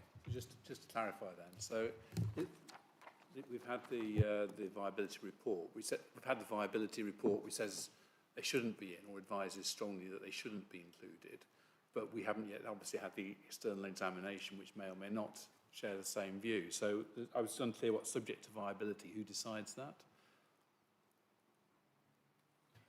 Well, that would be by the decision. I mean, if that got into the adopted South Warwickshire local plan, that wording around net zero carbon that I've just set out, then that would be a decision for the decision maker, which would be our planning committee, when individual planning applications come forward and based on a viability appraisal for that application, which is why I slightly flippantly, but not that flippantly, said that in the future I could see a lot more viability assessments from developers coming forward as a consequence of the ambition of the policies in this local plan.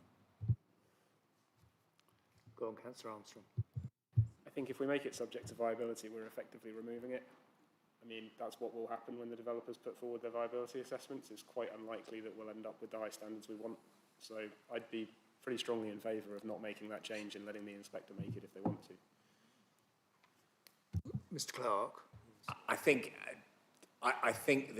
our officer advice would only be to recognise that in the planning balance that we would have to make when you've got to make a judgment, a planning judgment between two different and maybe competing claims on the viability pot, that affordable housing, it's just a recognition that affordable housing has to weigh heavier and more strongly in the planning balance than the net zero carbon targets. I mean, I know that's in the MPPF and the like, but net zero targets are affordable housing. I mean, that's people's bills lowering on days like this. So it might be in the legal framework, but it's not very sensible as a whole sort of view of the situation. If you want people in affordable housing to have lower bills, they need higher insulation, and that comes into the same thing. So, Mr. Careford, did you want to come in? Thank you. I think we need to be mindful that the obligations are on us to submit what we consider to be a sound plan. As it stands, it isn't because the viability doesn't stack up. So we need to acknowledge that And by acknowledging that, well, we can do a few things. We could take them out completely and show that, you know, it is completely viable. Or we can say, well, actually, given the strength of feeling by members across both councils to push on this issue, and the fact that viability does change, the plan to be sound needs to allow viability considerations to be dealt with on an individual basis. At the moment, the way the South Yorkshire local plans are written, it doesn't do that. And the risk is if we don't insert that wording that to give us that flexibility, you haven't got a sound plan. And that's the biggest risk.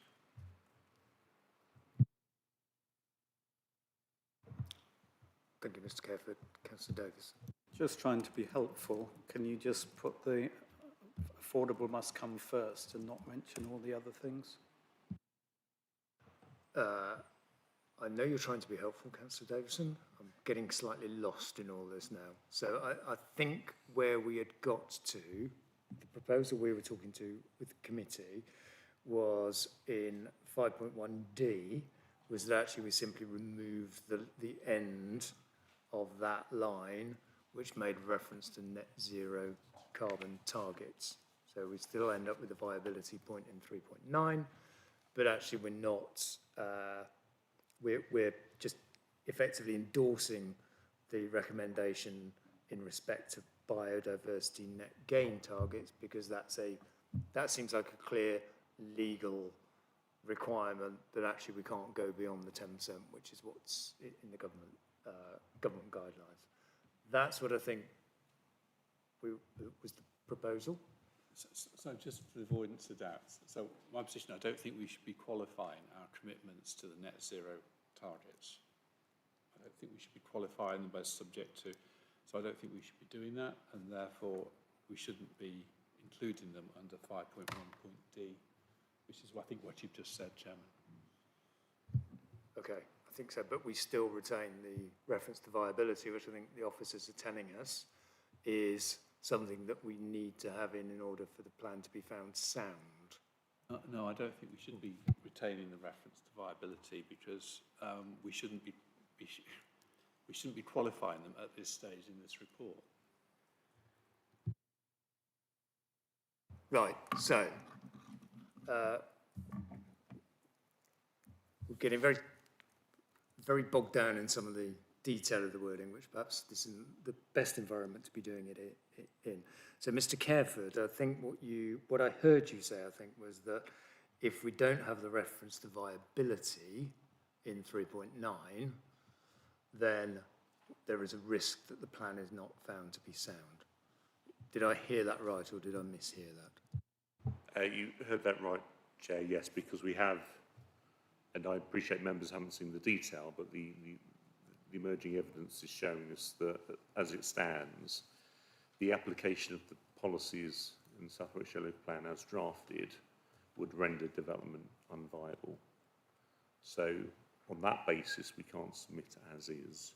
We need to demonstrate viability, and there are a number of options for doing that, but the recommendation of officers is to acknowledge the viability issue, and it's standard practice to do so in the viability policies, the NZ Chapter 6, I think, by setting that as the preference subject to viability concerns, and that would be dealt on a case-by-case basis. Okay, thank you. Councillor Chilvers. Yeah, but as councillors, I don't think we know all about those drivers of viability, and so to then make a decision, which I think is what you're putting in here about, our option preference is to remove the net zero carbon part of it, actually as councillors we're not in a position to make that decision yet. So I think what Councillor Aizwood is saying is at the current time it's not appropriate to take that out of 5.1.D because we want to actually look at those viability questions in the round. But I think the proposal is that we do remove it from 5.1D. Yeah. So that is the proposal that I think I've heard from committee. Councillor Whiteman, did you want to come in briefly? Trying to move us on. I'm just sort of coming into the point made in 3.8 of the report that actually, you know, BNG and the net zero carbon policies must weigh less in any planning balance than those of securing appropriate levels of affordable housing, and also the point underneath that we shouldn't be covering sort of things that are going beyond the building regulations. Is that going to make it unsound, just the fact that we've done that? Because that's what the report reads to me at the moment. We're only talking about viability now, but that actually seems to be suggesting to me that it is potentially going to affect the sound to adopt that as a strategy. It's a risk, and yes, you're absolutely right, Councillor. We're sort of grappling with two separate issues. One is the principle of whether we should be going beyond future home standards building regs. The other is viability.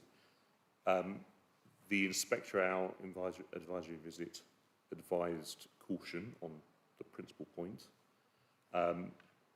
which we've acknowledged. But given, I think, the strength of feeling councillors of both councils, we think there's still merit in pursuing it, given that the work the consultant's done is very extensive. So that's why we're pursuing it. But you are absolutely right. The inspector at our examination could turn around and say, no, you can't go beyond the national policy. I'm going to take them all out anyway. But at this stage, we're still looking to keep them in. So it strikes me it's very important, really, then, that we do qualify it with the viability point, and that we are not making the point that we are ring-fencing the DPD regardless of viability issues, because that's really only going to increase this risk, and it really is very clearly going against the advice that we've received.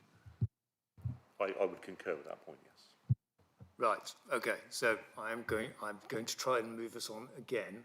So where we got to was that 5.1D, we just remove the reference to net zero carbon targets there. That, I think officers are comfortable, doesn't make this plan unsound, but going further and tinkering with 3.9 might. So that is I think the proposal. No, I'm sorry. Okay. I think removing it in 5.1D basically makes 3.9 ineffectual because you're not making those changes, so it is more fundamental than that.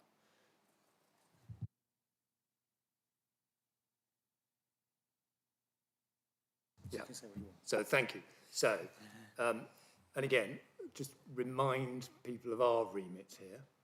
Our remit is to make recommendations to joint council.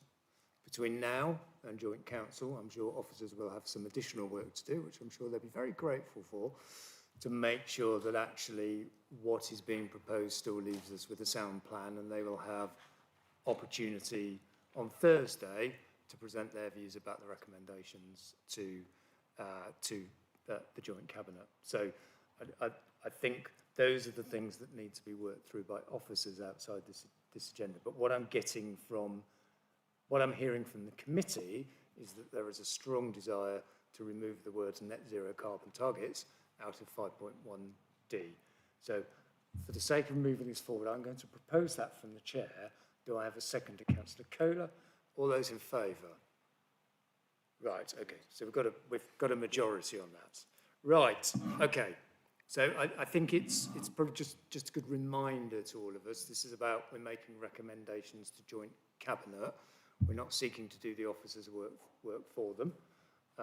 And there will be a lot of detail to work through. And I think we've all known with the hundreds of pages that we've been asked to look through, trying to do that in committee is quite a difficult thing for us to do. So apologies if people feel we've just moved on too quickly, but that I think is probably the best approach for us to take. Right. Councillor Hazelwood, I'll come to you first. So in relation to the recommendations, earlier I made a recommendation that the 5.1A was amended. Sorry. Same thing, okay. It's there, 5.1A. So rather than showing a range of dwellings as set out in Table 1, the suggestion was we showed the highest figure for dwellings, which I understand to align to the views of the developers of what they can build on those sites. So I don't know, do officers, go on, Mr Clark, give us the outline for why that's... Well, it may be a semantic point. I mean, we started this conversation with the developers and the capacities they were proposing. We confidentially briefed members, I think, several months ago on what the likely figures would be around that. We commissioned our own independent assessment, which is now all on the website, the master planning work, to say what might be, what is likely to be achievable and deliverable. On some sites, they coincided, they were the same, and we did ask the consultants doing the master planning work to liaise with the site promoters. So they didn't just act in a little ivory tower in a vacuum of their own. So in a sense, in terms of a cautious estimate of what is deliverable on the site, then the ACOM work, the master planning work, reflects that. Now, I absolutely agree that if we can achieve more than that on the site, within the parameters of good planning for that site, then we should support that. And putting a range in to show what the developers are saying, and which is why I think, forgive me, I think it's a slightly semantic point, because I think what we are saying is the top of that range then becomes the basis of establishing what headroom we have in the local plan. So, I mean, the headroom for Warwick District on the plan as published a week or so ago was, I think, something like 1.3%. It was very small, and I know that both privately and publicly some councils have expressed some concern around that. What I think, as officers we've advised you is that we recognise that the developers, they've done their homework, and yes, of course, they're after getting a profit and getting as many homes as they can on the site. But if they can do that in a responsible way and in accordance with our principles, that might be something we would want to support. So on that basis, I think we're happy to put them in, and we're showing them as a range because that's what our evidence, because it also reflects what our evidence base shows, but it uses the higher figure because that assists our headroom. So I don't think there's much difference between us.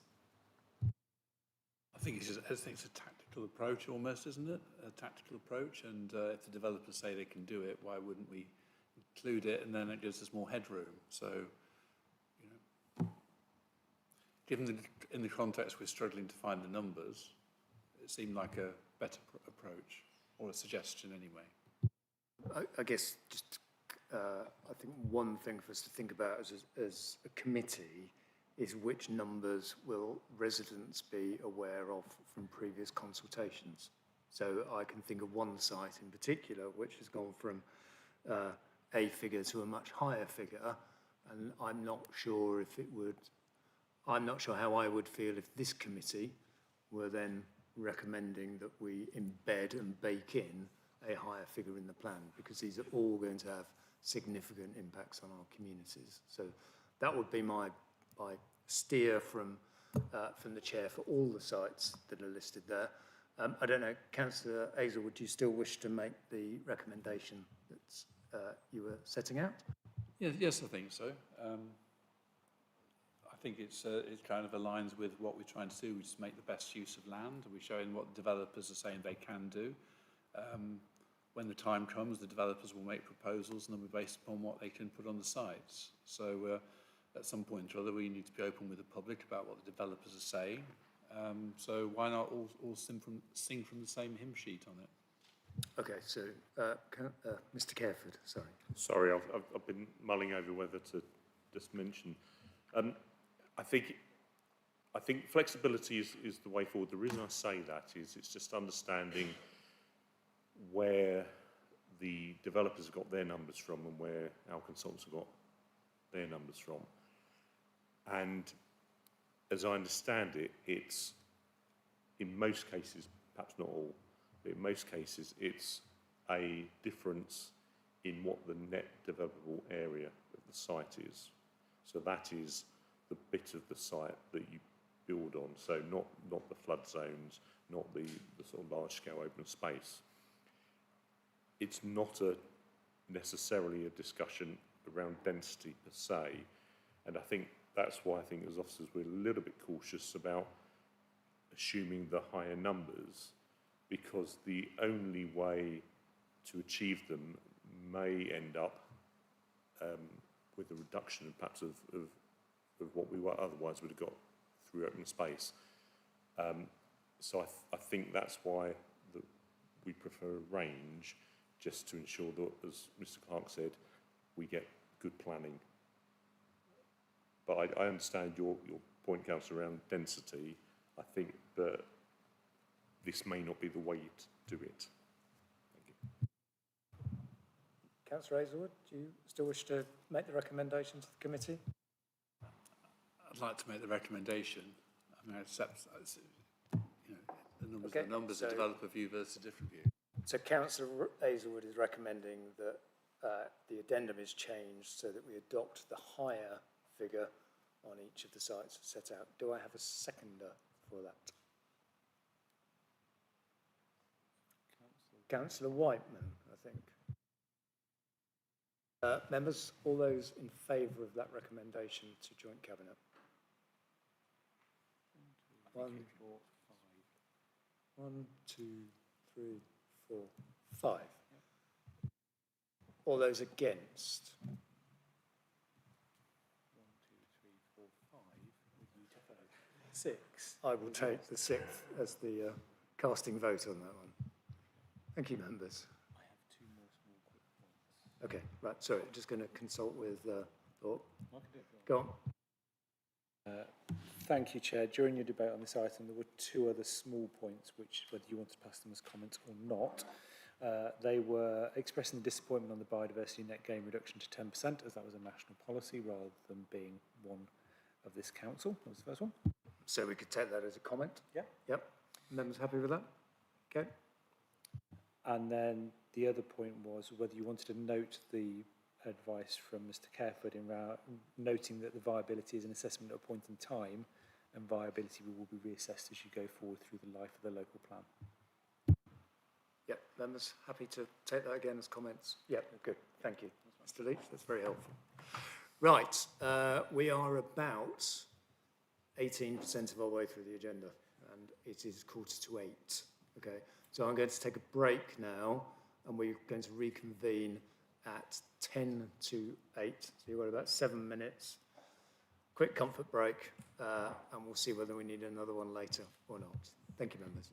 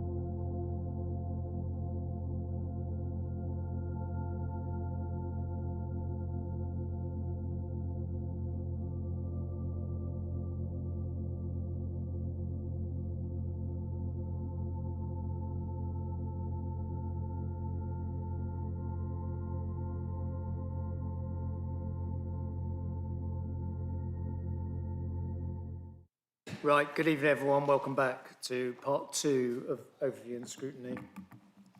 We are digging back into the South Warwickshire local plan.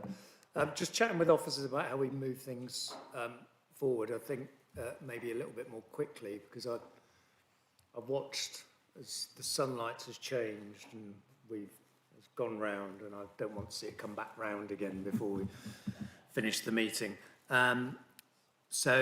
But it is important that we give this good scrutiny. I think particularly when we're into making recommendations and comments to Cabinet, I just want to remind everyone, those are comments we're making to the joint Cabinet. So what I will ask officers to do is to give us a view about, if joint Cabinet were to adopt this, is this affecting the soundness of the plan in their view? And if the answer to that is yes, it's still fine for us to make that comment. It's just I think we should be doing this with our eyes open, if that's the way that we want to go. So with that, I'm going to move us on, and I want to now I want to open up to members about the strategy, the spatial strategy, how that's been approached, and any questions members may have about that, particularly in effect, how has the land been allocated, the site's been chosen? That's the strategic approach that I want us to talk about. So, members, who wants to kick me off? Councillor Hazelwood. So there's a couple of points. The first one is about the housing targets. I think it's really important that we add a recommendation right at the start in the covering report that makes clear that the housing numbers are set by central government. We have deep reservations about the numbers and the methodology behind the numbers, and the impact that this may have on the green belt and the best and most versatile agricultural land. So if you agree with that as a principle, I'm happy to circulate a draft to that effect to group leaders or to this committee for consideration after the meeting. So, and that is a recommendation on a change to the committee report, as I understand it. Okay, so could you send the words to Mr. Leach, and then we will discuss that at the end. So effectively what you're asking for is for us to strengthen a point, in effect, that says, yes, we know we've inherited these numbers, but it does create lots of challenges for us. That's right. In shorthand. So I had a second point, which is about the densities. So it seemed to me we wanted to get the best possible value from land use and avoid building on greenbelt land wherever possible. So the proposal was that we sought to introduce minimum densities. So would like the welcome officer response to that. So rather than an average density of 40 dwellings per hectare, we set a standard of a minimum 40 dwellings per hectare on all sites, and a minimum of 70 dwellings per hectare within 1 kilometre of a station, transport hub or neighbourhood centre. In line with the 15-minute community principles, 70 dwellings per hectare is typical of a traditional terrace block. So this proposal would assist the 15-minute community principle, and also in the context of a housing crisis. I think this is the important point. Developers would need to argue the case for developing at less than these minimum standards. So if you agree with the principle, we'd ask officers to rerun the model accordingly to see how that affected the spatial strategy. Mr. Clark, do you want to respond to that? I think it's, sorry, I was jumping on you. I think it's one for you. It's effectively what happens if you were asked to, in effect, rerun the plan with a minimum density level. We do have a policy in the plan that covers density. I think the danger with having a minimum density, even if caveated, is that, of course, I'm afraid it comes back to, well, it comes to a number of things. It comes to good design, although high density doesn't mean poor design at all. I'm not suggesting that. But it does come back to development viability, and remember that it's developers who will be building the houses and selling the houses. They calculate their viability assumptions and obviously their ability to deliver the infrastructure that we need, and all the conversation we've had over the last sort of around 3 quarters, based on a housing mix. Now, we can impact that housing mix through policies in the plan to make sure that we're meeting the different aspects of housing need. But I think to impose a minimum density would impact the ability to deliver some of that maybe higher value properties, which improve the development viability of the site, which will then impact on all the viability concerns I raised earlier. So that would be our concern around that. Now, there is some recommended minimum densities in, I think, the new MPPF that's been consulted on, or has been recently consulted on. And I know Andrew commented a few moments ago that obviously we're going to be assessed against the previous one.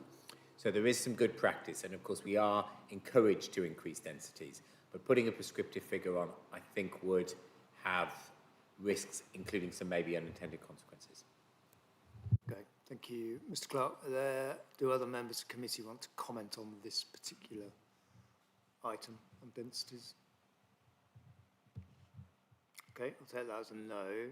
So we've Just come back, just sort of say one of the reasons for wanting to do that was to assist in creating headroom that we needed.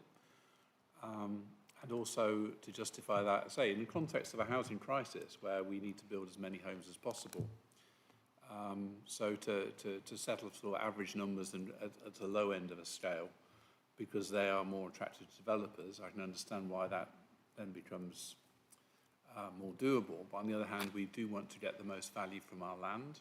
And if we're building, so that's the proposal anyway, that some form of minimum density is set, which is challenging, intentionally challenging to developers, and really put the point onto them to argue why they should not deliver at that level.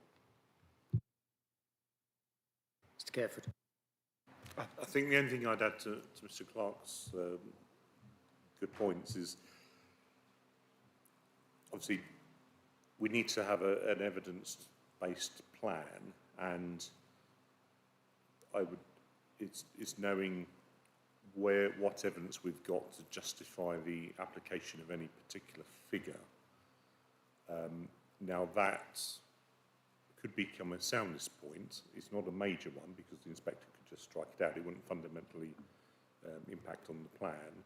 But I think officers' view would be actually the design code that we need to prepare for South Warwickshire and the areas within may be the better mechanism to set out those density standards, those minimum standards, because in order to prepare the design code, we will look at the character of the areas, the different site typologies, and all those sort of things. I think the risk is that, as Mr. Clark said, within the plan itself, it may be a little bit crude, and what's the basis for picking a particular number? But I think we can do it in time, but I just make the observation. Thank you. Councillor Armstrong. It's a separate point, so if you want to finish the density. Sorry, Councillor Kennedy, is this on density? Okay. Yeah, I'm wondering if we can formulate a recommendation to go to joint cabinet, which is to ask them to consider densities and to consider whether we can increase densities across the plan for the benefits that Councillor Hazelwood has outlined, rather than proposing a figure to them, just saying, please can you look at this, because we as a committee would like to see increased density.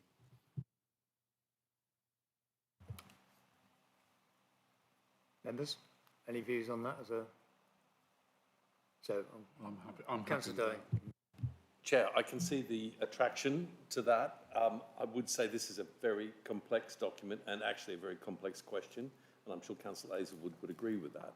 And I am concerned about overly constraining officers. There's a lot of considerations and other trade-offs being made around density, as Mr. Clark has already alluded to. This is actually quite a complex matter. So if you want to start pulling at the threads of the plan, I think we need to be aware that may have unintended consequences. So I would not be supporting this. Okay, thank you, Councillor Day. That's helpful. Would members, so we've got two ways we could do this. We could take a recommendation, or we could put a recommendation to the vote around this and agree some wording on that, or we could agree some words that we take as comments to joint cabinet, which will ensure that whichever way members vote, that comment gets fed back to joint cabinet. So what we've done with scrutiny before, for instance, would be a comment along the lines of members had a discussion about the relative densities and were keen that this was explored further. That would be a comment, not a recommendation. Now I'm seeing some nods from committee. I'm thinking, so Councillors Hazelwood and Kennedy, you were keen to put this as a recommendation. Would you accept it as a comment that we put to cabinet?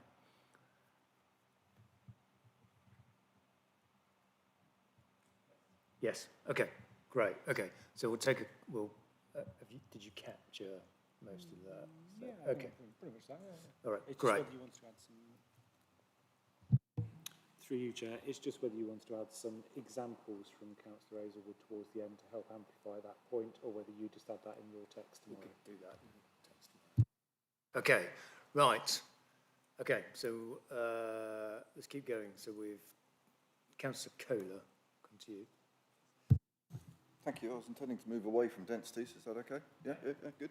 Okay. So I guess where we are stepping back in terms of the overall strategy for the local plan, the last consultation was around preferred options. We've now narrowed that down. Here's a draft plan, last draft proposal that we want to go to the Reg 19 consultation.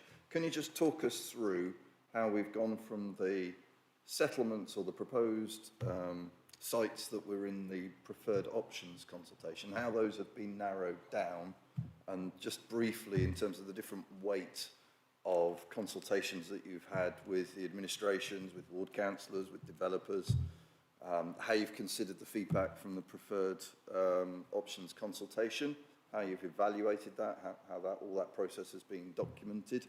I did put this in as a pre-scrutiny Q&A and it didn't get answered, sadly.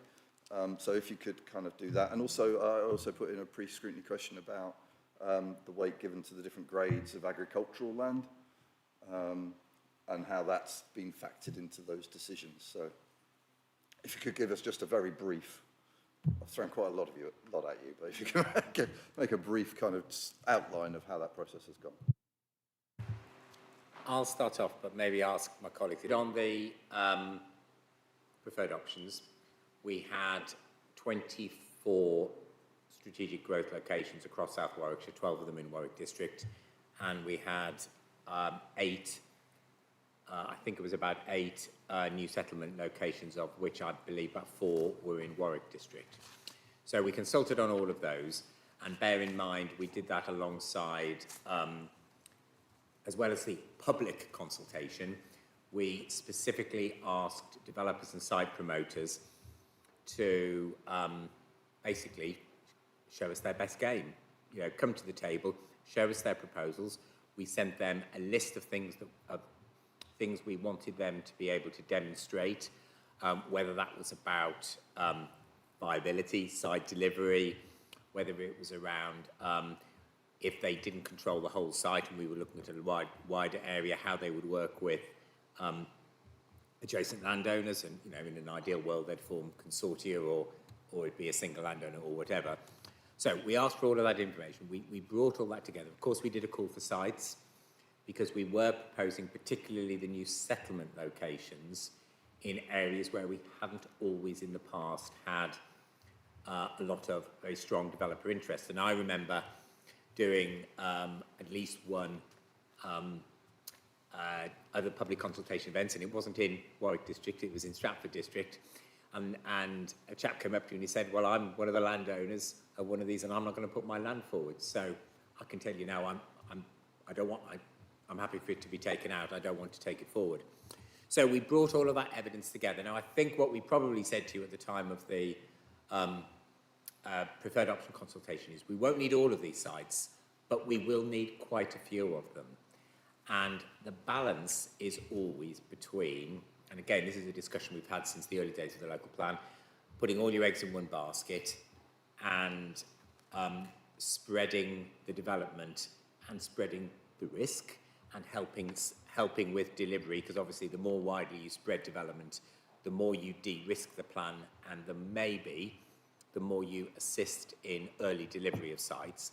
So it was getting the balance between that and, of course, our desire, as stated in our spatial strategy, to have fewer, larger schemes so that we could deliver on things like our 20-minute neighbourhoods.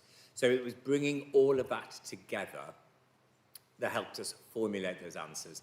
And then, as members will recall, and as you'll know, the majority of the sites that were the 12 sites that we put forward in the preferred options document in Warwick are actually allocated in some form. A few aren't, but the majority are, and obviously only one of the new settlements is put forward. But it was that process, and again, you as members will know that where there was a major development in your sort of ward area, or adjacent to your ward area, we would sit down and we would go through that evidence with you, so you could understand what evidence was coming forward, but also to seek your views in trying to bring it together. Does anyone want to add anything?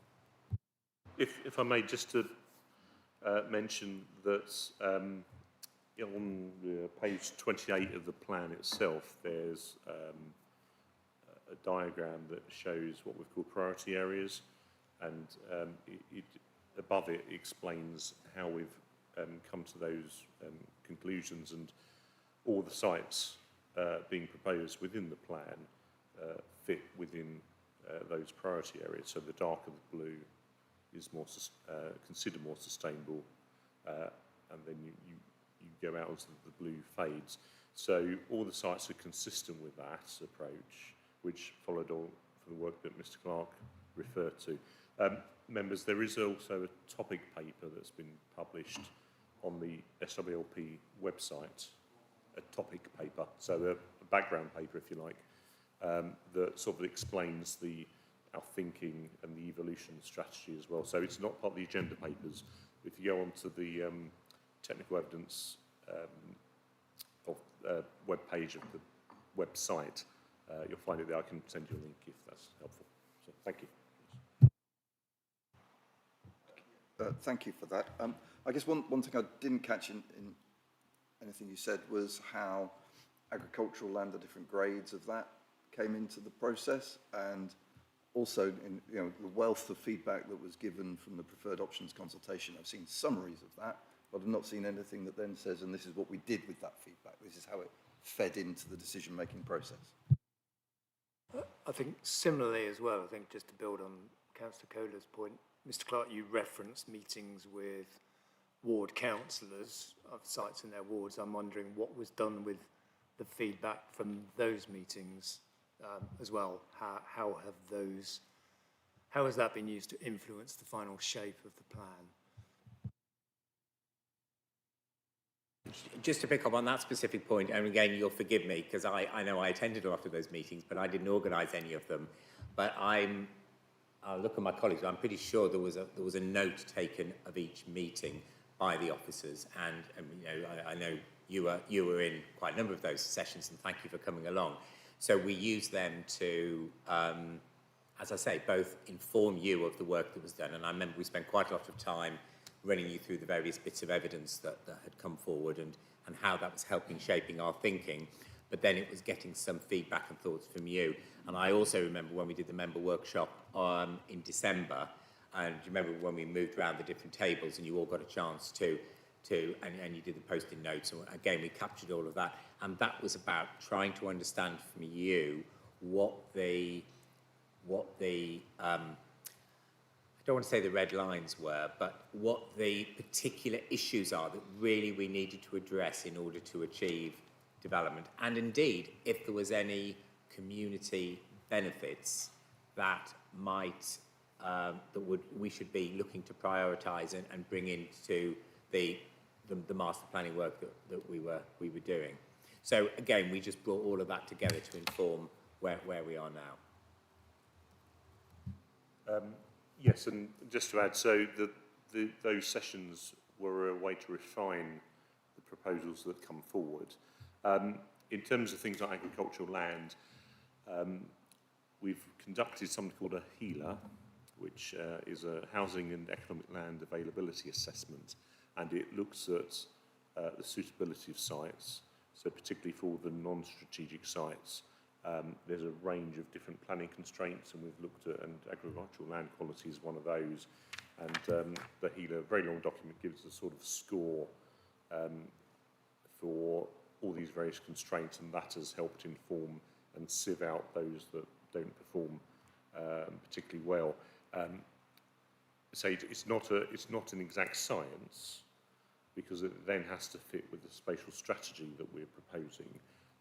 But I think between the HELA document and the growth paper background document, you'll get a sense of the logic of how we got to where we've got to. Mr. Cornfoot. Yeah, thank you, Chair. Just to add to what my colleagues have said, there's also a document which we have put on the technical evidence pages of the South Warwickshire Local Plan website called Maintaining Effective Cooperation Statement of Compliance. That's fairly specific in terms of looking at consultation responses we received from the preferred options from what were duty to cooperate bodies, albeit the duty to cooperate no longer exists, but there's still a requirement in the MPPF to have effective cooperation on strategic matters. So that document, 56-page document, that sets out what was said at the preferred option stage from those bodies, including neighbouring authorities and the likes of the county council, and what we're doing in the plan to address those points. So yeah, that's a 56-page document in addition to the 71-page topic paper that John referred to. Thank you. Yes, I did try to tot up the number of documents that were published so far in May, and I got well over 100, so I confess I have not been through them all by a long way. Still in a small minority of them, I suspect. It feels at times I've been blundering around in them, but anyway. I don't think the question that I asked about the feedback from the preferred options consultations from the public, again, I saw summaries of that, but I've not seen anything that says, and it may well be in another one of these topic papers or technical evidence papers that I just happen not to have opened up, but I've not seen anything that says how that fed into the decision-making process. So I've seen summaries of what was said by the public, but not what was done as a result of that, of what they said. Is there anything out there that did their feedback contribute in any way to the decision-making process? Or was it just a tick-box exercise in terms of the consultation? I hope I'm going to get the answer, no, it wasn't, and that it fed in like this. Yeah, in terms of the sites, what we did was when we received feedback relating to specific sites through the preferred options, within the team we've got site specialists who have focused on those particular strategic growth locations and new settlements. So they were well aware of the comments that were made about specific sites and have taken them into consideration when drafting the policies relating to those sites, and also in any further engagement that they've had with the promoters of those sites. So, for example, promoters will have submitted master plans previously. Those master plans may have changed, and the instructions we may have given to ACOM, who have done our independent master planning, may have changed in light of comments received by the public. Site by site, I couldn't give you a breakdown as to this was what people said about this site and this was what was changed. But the site specialists were definitely aware of the comments received and took them into consideration. Sorry, can I just summarise what I think I've heard officers say is, I think what I'm hearing is that comments from the public have been used to define policies for particular sites, but what those comments haven't been used for is to make a choice about whether that site is actually one that we would still include in the plan. I think that's broadly what I just heard. Is that right? Well, I think it depends on the comments. And if they are raising fundamental planning issues, then obviously that could, in theory, cause a site to come out. But if there are concerns around the impacts, then what we've done is to take those concerns on board and seek to address them through the allocation itself or the policies we're proposing. That's what the sustainability appraisal also does. So obviously this is a development plan. There will be numerous impacts right across South Warwickshire from additional development. The challenge as the local planning authority is to mitigate those and minimise those. And that's what the work the officer's been doing has achieved. So I think it really depends on if there are specific examples. I'm not sure that... well, actually, no, I think that there probably is one. It's probably the land up at Hockley Heath, for example, because the comments have also helped inform the spatial strategy. Hockley Heath, which is the Sonhill district, doesn't feature in the spatial strategy. Concerns are raised about it, therefore it's not in the plan. So there are examples of that happening, but I think in the main the comments we got were moreover about concerns, and we've sought to address them and mitigate them. Thank you. Okay, thank you. Councillor Kohler, sorry, I interrupted your flow. No, it was helpful, thank you. I think there is a missing piece to the jigsaw here in terms of helping engagement with the public, in terms of where the public or the consultation has raised considerations. I've not seen any effort put in to go back to them to say, and this is what we've done as a result, which will make the public feel like they've been ignored. That's the risk, and so it's kind of engendering hostility towards this. And particularly, I don't know if this is, I don't want to start diving into individual sites, but to give one example on what was SDO5 and is now LEA 3, I think. So it was called Land East of Lillington, it's now called Land East of Leamington. Transport issues were raised continually, both by councillors, members of the public, and yet in the traffic modelling I've looked at, there's nothing there. Just seems to have not been considered at all. So from that point of view, it feels very much like it's been ignored. I suspect that's not true, but from the documents I've read some of the strategic transport, which we'll get into later, I think, in more detail. But I'm just worried that there's this concern that people have spent quite a lot of time responding to our consultations, and I'm sure we've done a lot of work in summarising it, and may well have fed some of these things, some summaries into the site specialists, and maybe as a result we've asked developers questions about it, and things may have changed as a result. But we haven't put, as far as I can see, any effort into explaining that and saying to the public, as a result of what you said in the consultation, this is what we've done. Am I being unfair? Have I missed something?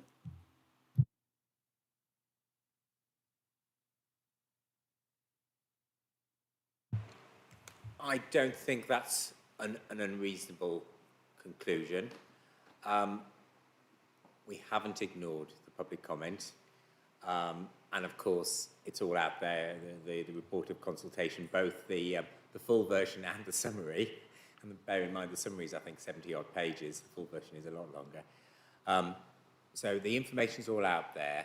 But if we've done a piece of work that shows how we have summarized, how we have effectively responded to those comments or articulated how we've captured them, how we've responded to them in helping us develop the policies in the plan, there isn't a single piece of work that I can think of that we did that. But that's not the same thing as ignoring those comments, far from it.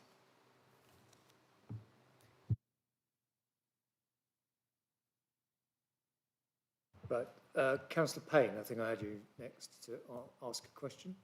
Yes, thank you, Chair. It was relevant to what yourself and Councillor Kohler have asked about the residents' feedback. So I had two questions which were very brief. The first one about the rural areas in the district, and the second one again about residents' feedback. Just in the main briefing for the report at 1.4, I think, it mentions that the neighbourhood plans, which some of the town and parish councils have, are obviously going to need to be congruent with whatever local plan is agreed. And if there isn't that congruency there and there isn't that cohesiveness across the two levels, the neighbourhood plans are going to have to be changed so that they fit together and mesh together. It was just to ask whether you know at the moment how much incongruence there is and how much work towns and parishes might have to do later to get that congruence in. Do you know that at all, or have any idea, or is that just going to be decided later on or resolved later? Is that something officers know? Or? Obviously, we are familiar with the content of the broad content in the neighbourhood plans because we've been looking at them when we've been preparing the South Warwickshire local plan to see that consistency. But yeah, what we don't have is a full assessment to say that these policies in this particular neighbourhood plan would be out of date by virtue of the SWLP. What I think both councils have committed to is to continue to support neighbourhood plans, the volunteers working on them, and to really assist them in the process to review them and make sure they are remain consistent with the neighbourhood plan. I think in many respects, most plans, it depends where the plan is, but if it's in a location where there's an allocation in the South Warwickshire local plan, then that's probably got a bigger impact. Many neighbourhood plans, certainly in Stratford district, won't be impacted because we're not proposing to disperse development right across the rural area. So it will come down to site specifics in any event. Having said all that, I think in the main, most neighbourhood plans, the majority of the work will still be up to date in the detail around the design and the history of the village. That's all still relevant. So it may be that whilst the headline numbers may have changed, there may be an allocation here and so forth. I think the bulk of the work will still be relevant, and it will just be a case of, I suppose, reviewing and readopting the plan, and to say officers are looking to assist parishes in that process. Okay, thank you. In relation to the feedback from the Regulation 18 consultation about the preferred options, apologies if I've missed it, and I'm afraid I can't find it anywhere, but the 76-page long report at Appendix 5, that gives a lot of qualitative data from residents in terms of what's been fed back in response to specific questions about the proposed sites. So qualitatively it's good, but have we broken down that data quantitatively anywhere in a statistical format? Because surely it was possible to break down those responses by themes and to be able to analyse at the time whether or not, in relation to a specific question, for example, 90% of residents had mentioned traffic congestion around a site. Do we have that data, or is it just qualitative data in the form at Appendix 5 that we've got?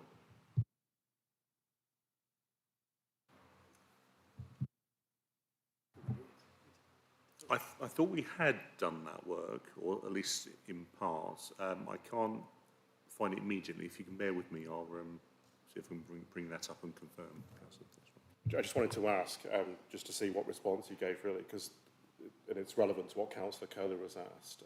If, for example, we knew that 90% of residents, in relation to a question about a specific site allocation, had raised a traffic issue or a wildlife habitat issue, for example. And there's lots of people mentioning traffic throughout the report summary. Would it have been possible and appropriate to say to the consultants doing the traffic assessments, look, in response to the survey, we've had lots and lots of residents who are already mentioning congestion, therefore, in the methodology you use for the traffic assessment, you really need to be particularly careful to get this right, because anecdotally we've had that feedback given to us. Go on, Mr. Clark. I mean, just to make a general point, but I mean, I've literally just opened the full version, so that's the 595-page version of the consultation statement. So you've got the summary, which I think you're referring to, but then there's the full document. And literally, I've just skimmed down, and I'm on Chapter 3, Vision and Strategic Objectives, and the question was, do you broadly support the proposals in the vision and strategic objectives of the local plan? And then there's numbers supporting, numbers objecting, other comments, and the statistical breakdown. So I think it is all there, if that's any help. Okay, thank you, Mr. Clark. Mr. Careforth. I think I would make the point, though, that it's not a sort of almost a, and forgive me, I'm sure, councillors, you know this, but it's not a referendum on the plan in the sense of, you know, if you get a greater proportion of people objecting, then that carries more weight. It is about the quality of the objection or what's been said. So take comfort that we've done the work regardless of what's been said. You know, all the traffic modelling has been done, for example, or the ecology work, for example. But I take the point it's about understanding the detail of what's being said. But it is fundamentally it's about the qualitative side of that of things. And you know, it doesn't matter if 100 people say something. If one person just says something that's actually valid, then we focus on that. So it is more of a qualitative exercise than a quantitative exercise in that sense. But yeah, as Mr. Clark said, there is a long document that goes into a bit more detail around that as well. And it's, yeah, I'll leave it there. Thank you. Right, thank you. Are there any more questions about resident feedback and consultation?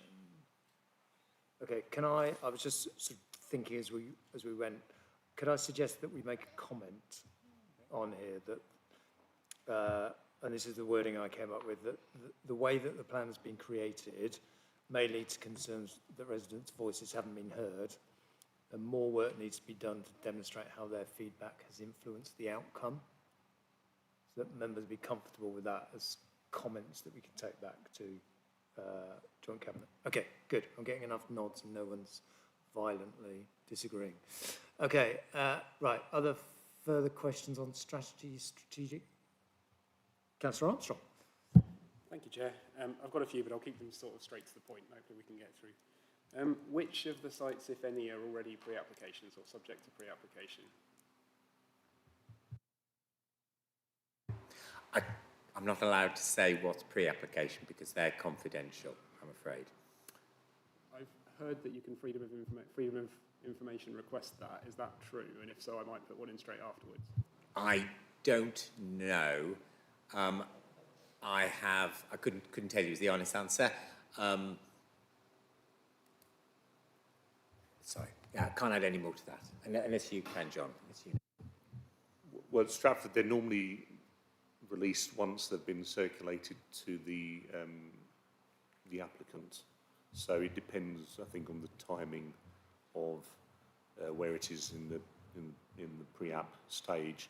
But obviously, the work we've been doing is to understand, if you like, the pipeline of supply across both councils, and how they marry up with the proposals in the South Warwickshire Local Plan, because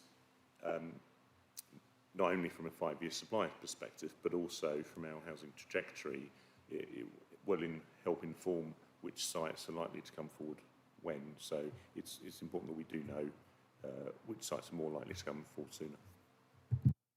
Mr. Clark? Sorry, just if it assists.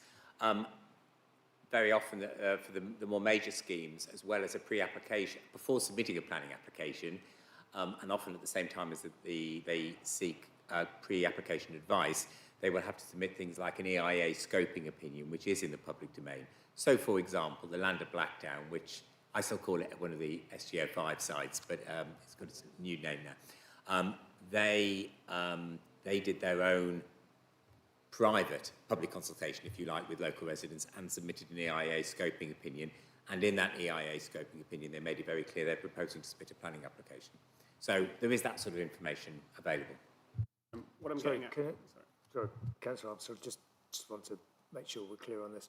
So if a question was asked about the number, not necessarily the locations, would the number still be deemed confidential? I suppose I'd look at my monitoring officer for advice here. I don't believe so. Because I think that was actually the question you asked, wasn't it? No, I'm actually getting to try and make sure that there hasn't been any influence on the site selection of pre-applications at all, and that's what I'm coming onto with this. I can assure you no. We have been very careful. Obviously, we've been engaging with site promoters to make sure that we have the information available.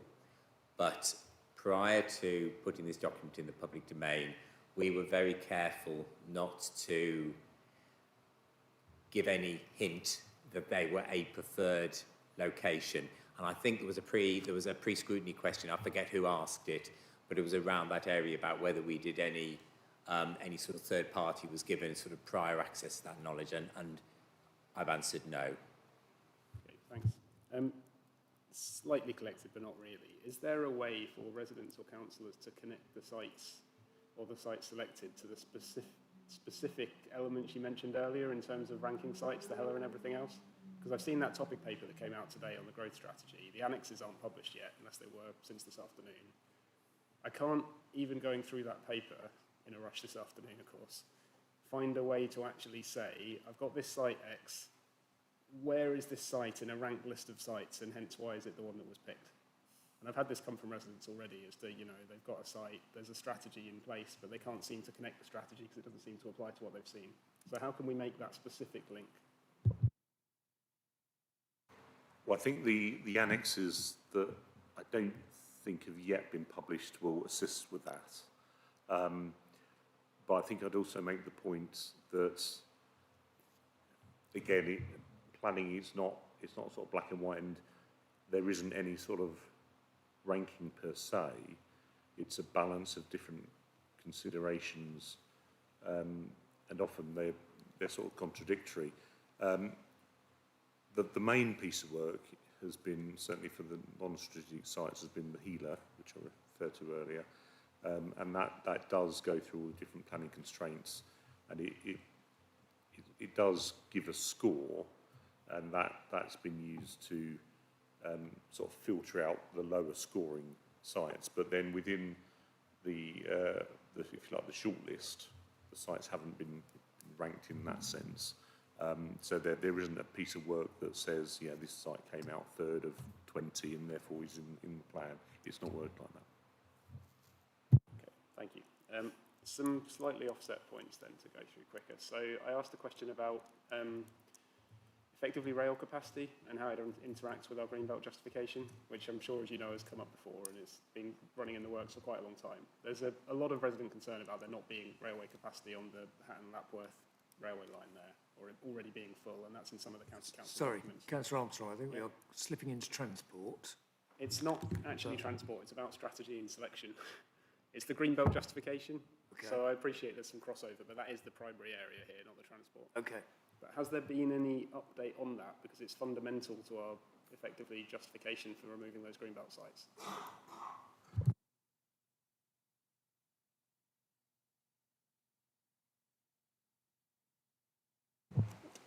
I can't answer that question just at the moment. Obviously, we've had we are in dialogue with Network Rail and the railway operators. But whether we've had anything more recently about that, I couldn't tell you. Okay, then follow up on that. If that's true, and that is then the fundamental sort of justification for a lot of these sites, certainly some of the ones and most of the Greenbelt ones at some level in terms of sustainable locations, does that not render us unsound in terms of selecting those sites? Because that is the reason that we chose them. And if we can't answer that there is actually a sustainable location there, then doesn't it all just fall apart? I mean, that's the impression I get.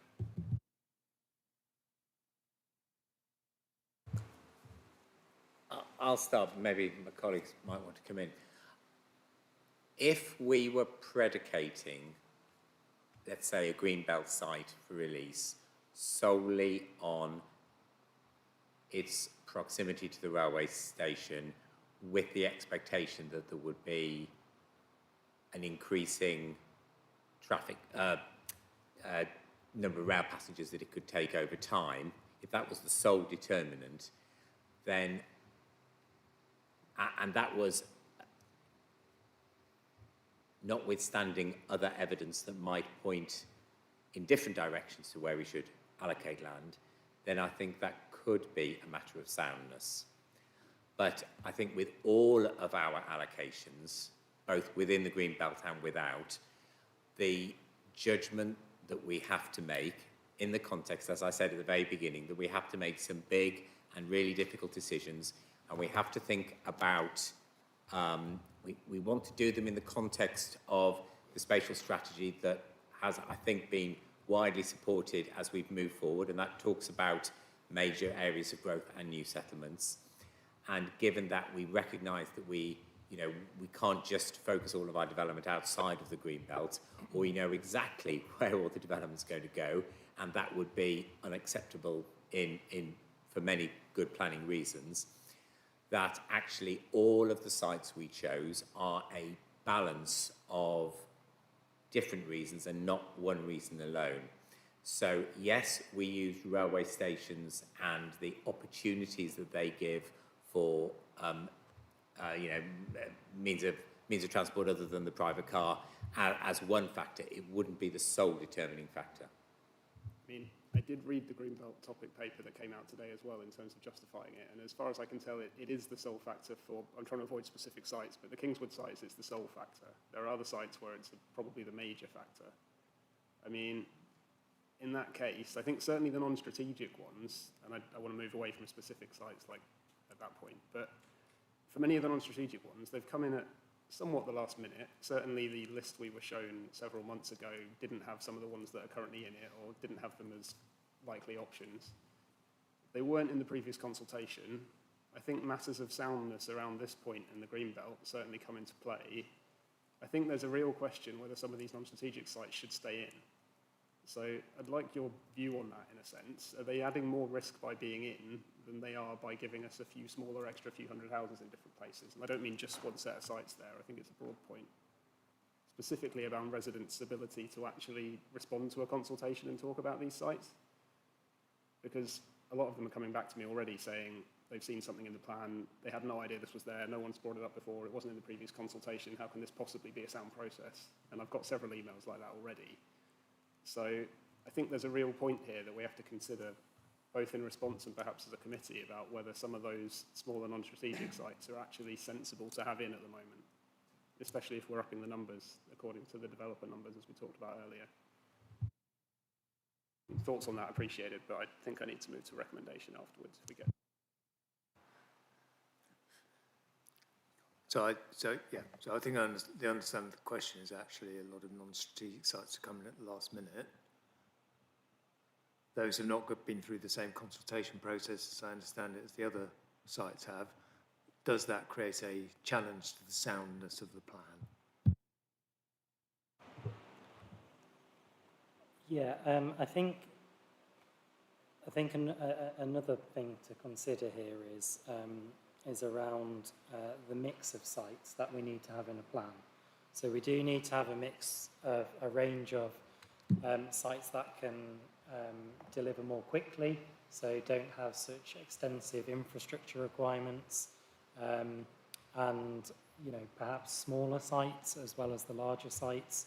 So if we did take out the non-strategic sites, or a number of the non-strategic sites, that would cause us quite a significant issue around soundness and around whether we would have a 5-year housing land supply from the outset. So I think it would be a problem if we just took those sites out.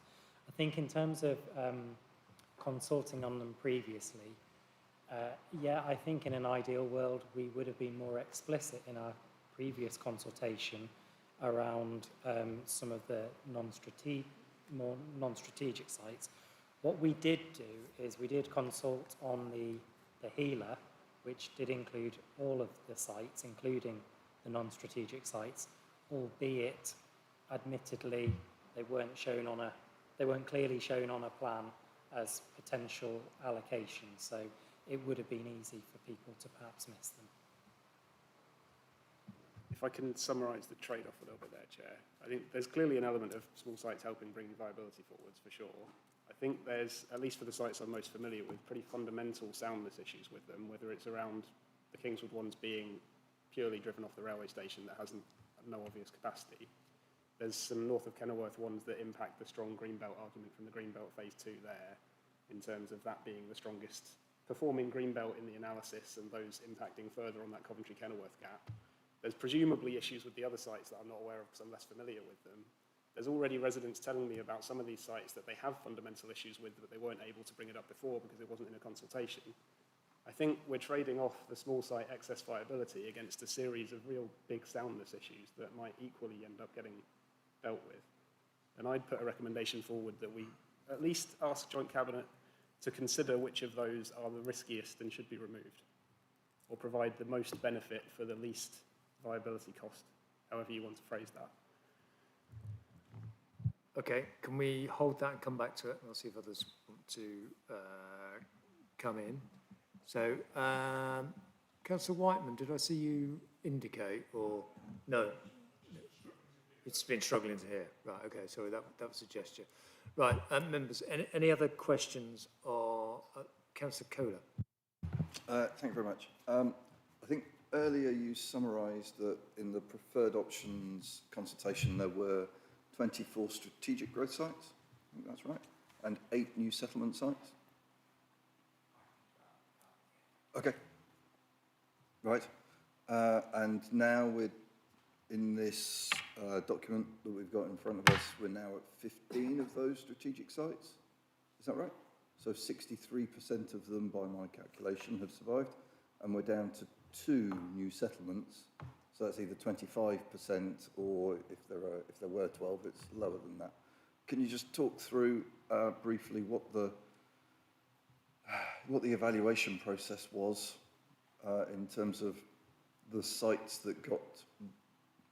I guess where I'm coming from in my head is that way back when, in our first meeting in here, where we had some big Lego blocks, and we said, right, what do you want to do? I think the feedback I gave, and I think a number of my colleagues, I can't speak for everybody, but was a real push on new settlements rather than continuing to bolt on developments onto existing towns and villages. And yet when we've gone through from the preferred options to now, a lot more of the strategic growth options have survived than the new settlements. The new settlements seem to have been, well, only 2 have survived.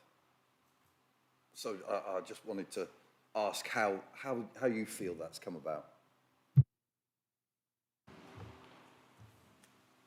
Yeah, I think in general terms, the strategic growth locations have been better promoted.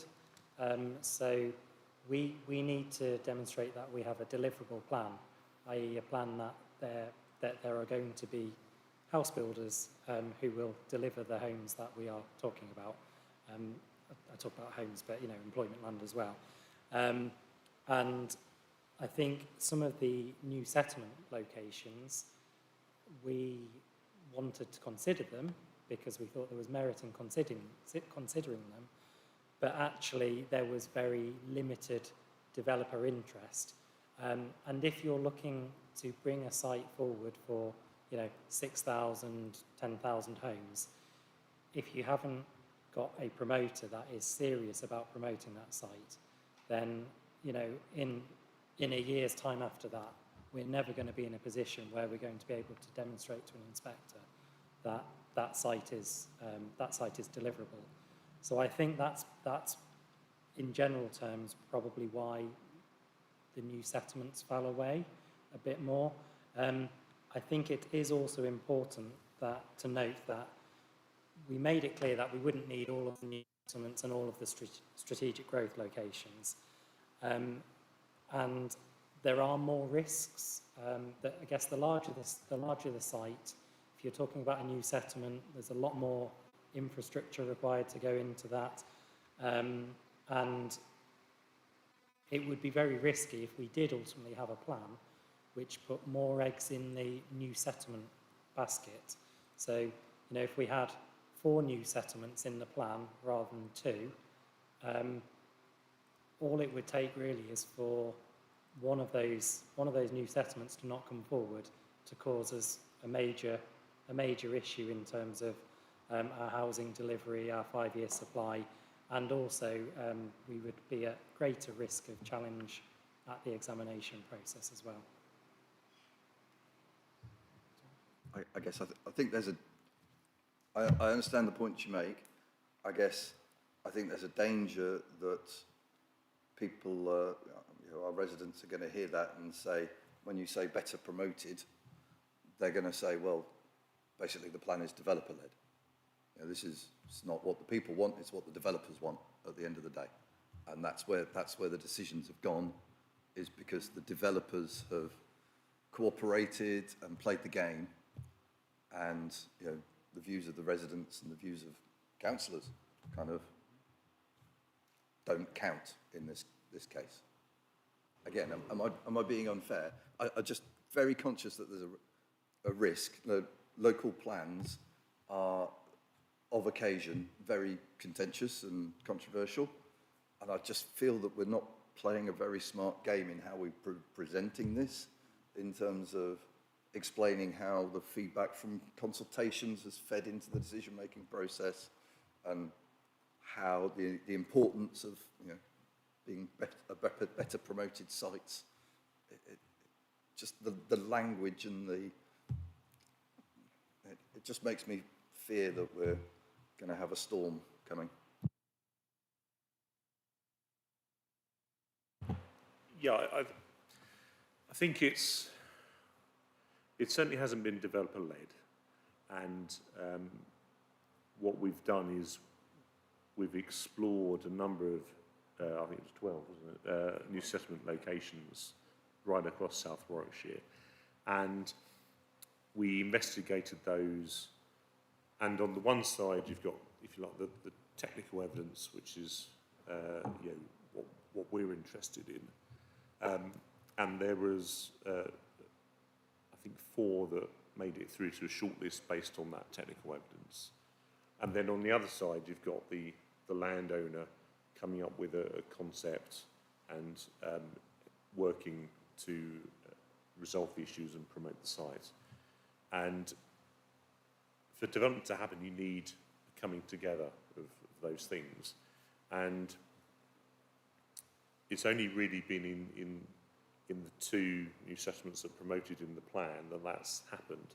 There are a couple more new settlements in Stratford District that are certainly being proposed quite actively, but we don't feel that the technical evidence at this stage backs it up, so they're not included. I know there are a lot of councillors at Stratford who don't like that and would prefer us to include them. So in that sense, yeah, just give you the comfort, it's not developer-led or promoter-led, but it does need promoter engagement.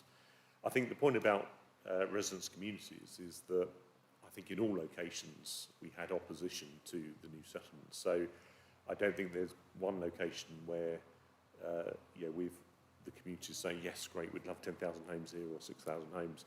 So in that sense, we haven't not listened to the communities, but we've had to make a a decision about, as Mr. Comfort says, about which ones are deliverable, which one actually will work. And, on balance, it's come out as the two we're promoting. Obviously, the inspector might take a different view and think, well, actually, there is a third new settlement that can deliver quickly and would be a great addition to the plan. But as we sit here, our view is that some don't work completely for technical reasons, others there's no developer interest, and then there's a couple where we just can't make it work at this time. Mr. Clark? Yeah, just to come in, I think there's another interesting point about the new settlement work. The new settlement, I'll start from the other end. If you're a developer looking for opportunities, you will eye up, say, main towns and villages, areas where you think there might be an opportunity, and you will approach landowners and you will do options agreements and you will try to promote the sites. And we got a lot more interest, great deal more interest than the sites we allocated. So it absolutely isn't a developer-led plan. And as developers, you will tend to focus on the areas where you think there might be the chance there'll be development when the next local plan review comes around. Normally would be sites on the edge of urban areas. You probably wouldn't think of a field in the middle of nowhere that was not promoted for development until the planning authority decided to think about it for a new settlement location. So when we started the new settlement location, we started it as almost a desktop piece of work, saying we wanted to look at new settlements, and we got the steer from members that that's what you wanted to look at. We did an exercise. We started to identify the sort of areas that could come forward, and we honed that down, and we promoted that through the plan. And I can't remember how many calls for sites we've had. I think it's at least 3 call for sites exercises, and on at least 2 of those we were very specific, and we said, we want, if you're interested in promoting land in one of these proposed new settlements, let us know. So we absolutely appreciated that these pieces of land that were not connected to an existing town were probably going from a much slower start than your sites on the edge of towns that were probably all wrapped up in options agreements with developers anyway. So we wanted to give as much opportunity as possible to allow the new settlement proposition to find its feet, if I can, as viable, deliverable propositions. And actually, we got relatively few serious propositions. And as I mentioned, I was at a consultation event in Stratford district, and a landowner came and said, I've no interest in putting my land forward. In fact, there were 2 sites. There were 2 sites on the same morning where I had those conversations. So, and remember that with our spatial strategy, we will have to go to examination and show a sound plan. One of those questions is, well, you said you were serious about new settlements. How seriously did you explore that? So we can be able to show an evidence of several call for sites and putting them out and consulting on them to try to garner interest. And then when we have that interest, we sifted them through the normal, the other things that we would consider, like around viability and feasibility and impact on the traffic network and that sort of thing. And that's what's taken us to where we are. Thank you. And if I may say, I think that's a much better story than saying that it's that the sites were better promoted. I think that's something that perhaps we need to do better on in terms of communications with public, kind of thinking about where we're going next in the next week or so. I guess I've got, is there a document either buried away somewhere on the technical evidence site or within here that details the sites and the reasons why this was included and that was excluded? Yes, so it's that topic paper I referred to, and it would be one of the annexes would be, I think, about the new settlements. There is a section of new settlements already in there, but I'll include it in the link I send. Thank you, Councillor Kohler, and I think, almost to sum that up, I think that the question about new settlements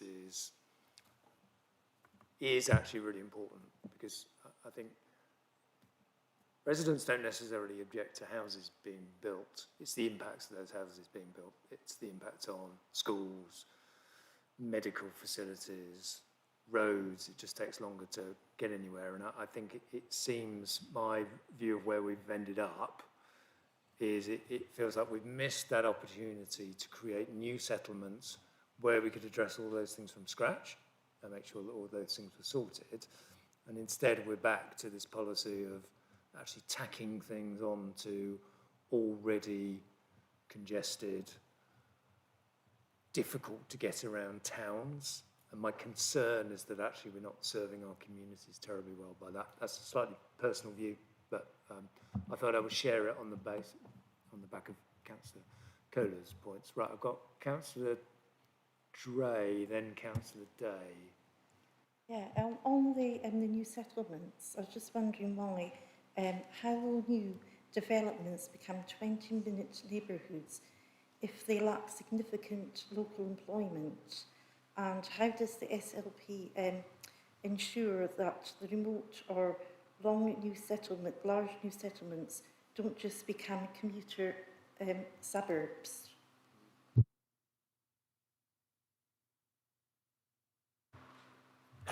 I think it's a good question, because what we're trying to do is create communities, and it's not just about the housing. And what you've got in chapter 8, which is a very long chapter, I think it's about a third of the plan, is a proposal for each site, and it sets out what's being provided within those sites. So you've got the full range of infrastructure, you've got the homes, but you've also got employment opportunities. So they are, fully functioning, sustainable communities in that sense. I think it goes back to Councillor Milton's point that I'd perhaps challenge, if I may, Chair, the view that these are not housing estates being tacked onto existing communities. We're making large-scale strategic interventions that are providing infrastructure so that those new homes, and as well as any existing homes in the vicinity, can then access those facilities, within 20 minutes. So the plan is quite challenging in that sense, because it is really infrastructure driven. And I think what's unusual is, infrastructure, the chapter, we've got a whole raft of policies around infrastructure, and they're sort of front and centre of the plan. It was certainly something that the advisory group, really did hold our feet to the fire on, to make sure that, we weren't just doing housing estates. These are actual neighbourhoods and places that people want to live in. I've just got another one. How are the principles for 20-minute neighbourhoods being applied to existing historic towns, such as I represent Warwick, and rural villages in Warwick and Stratford, where retrofitting infrastructure is challenging?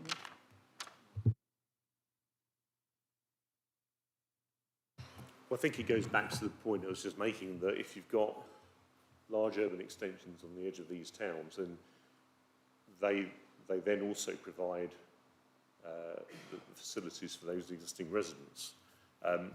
What we can't necessarily do is remedy, if you like, I'll use the word advisory, past failings in the sense of, large housing estates that are devoid of any sort of mix or infrastructure. They are where they are, but by ensuring that what we're building in the future doesn't make the same mistakes, we can ensure that those existing residents can have access to those new facilities as well as the new residents. Great, thank you, Councillor Dre. Councillor Day. It was just a point of clarification, Chair, in the comments you made earlier. As I see this, and I just would like our officers just to confirm this, we're proposing here a new settlement, and in fact, in COV1, virtually a new settlement on the edge of Coventry. So the numbers are quite significant. But the reason the other sites are in is really around deliverability, and therefore avoiding the challenge we have on 5-year housing land supply. Because it's all very well building a plan, but if it can't be delivered and we don't have a 5-year housing land supply, we don't have a plan, basically. So as I see it, that it is a balance question that has been worked on here. Yes, we do have some large settlement areas, but we also need to have smaller sites to enable that 5-year housing land supply to be met and for the whole plan to be delivered. Have I got that right?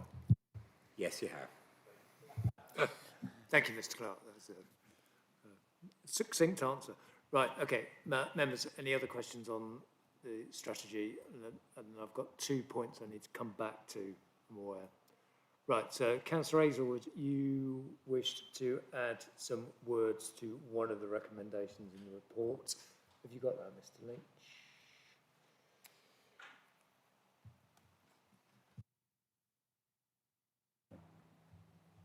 Thank you, Chair. So I think the first one was the new proposal from Councillor Hazelwood that essentially there's a recommendation to joint cabinet and an additional recommendation be included in the report that Council recognises the housing numbers are set nationally by the government and the Council is required to deliver a sound plan for those numbers. Or words to that effect, broadly. Yeah. You happy to propose that, Councillor Hazelwood? Do I have a seconder? So, Councillor Armstrong? All those in favour? I think that's enough.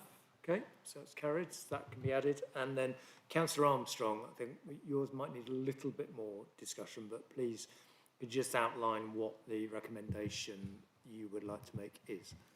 Okay, so I would like to recommend that the Joint Cabinet reviews the non-strategic sites with an eye to those that are particularly risky or likely to be found unsound by the inspector, and uses any headroom gained by increasing the ranges, as we see in the addendum report, to remove the riskiest of those from the plan.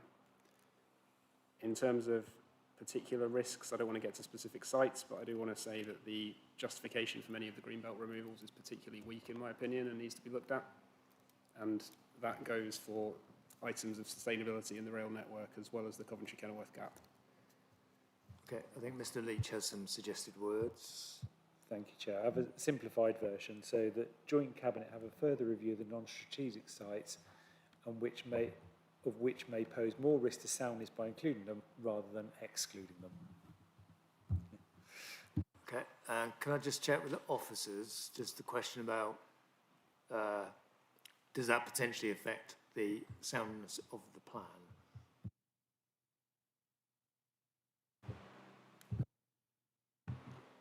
Well, taking sites out,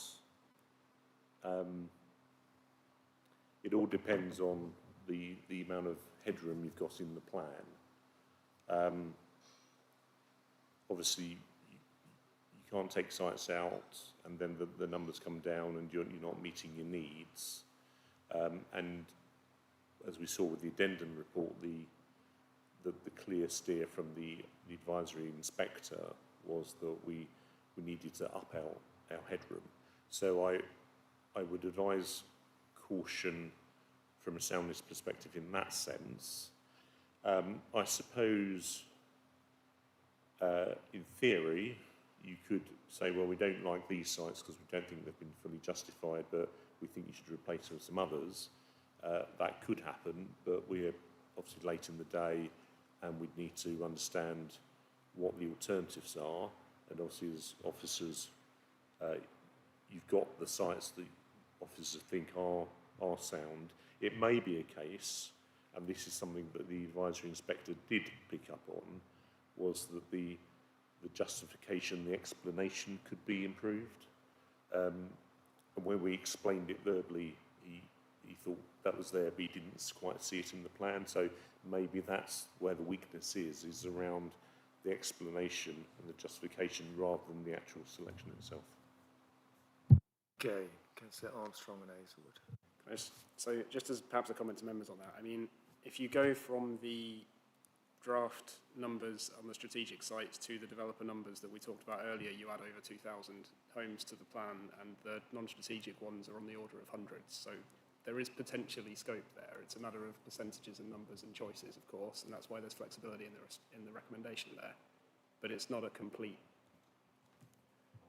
Okay, and then, sorry, just to be clear, what the recommendation from this committee is to review those sites. So that will be then for Joint Cabinet to decide whether they wish to adopt that or not. So we're not saying take these sites out, we're asking for a review and then effectively a balanced decision about what needs to be done to maintain a sound plan. Sorry, Councillor Hazelwood, did you want to come in quickly? Yes, so I mean, I'd see this in the context of the earlier discussion about densities. So I think we're asking officers to see what they can do to support higher densities in some of the larger sites, and that would help to remove some of the higher risk sites that Councillor Armstrong has just referred to. Okay. Right, okay, so we've got the wording, which is to, would you like to just read it to us again, Mr. Leach, just so we're aware? That Joint Cabinet have a further review of the non-strategic sites of which may pose more risk to soundness by including them rather than excluding them. Great, thank you. So, Councillor Armstrong, you're happy to propose that, seconded by Councillor Hazelwood. All those in favour? 1, 2, 3, Okay. 4, 5, 6, 7. Okay, right. I think we've got a majority there, so that will go as a recommendation. Right, I'm going to suggest we take another quick break now. Oh, sorry, we've got one more intervention from... Yeah. Through you, Chair, obviously I've noted the debate quite a lot, and actually one of the things which has come up quite a bit in that discussion is the topic paper, South Warwickshire Local Plan Growth Strategy publication version, and actually it might just be a comment that this should be recirculated, a link to that recirculated to all councils so you can just remember where it is and have a refresh of it. Yeah. Great, thank you very much. Right, we're going to adjourn till, I'm going to say 9:15. Might even want to go outside and get some fresher air than what... Thank you.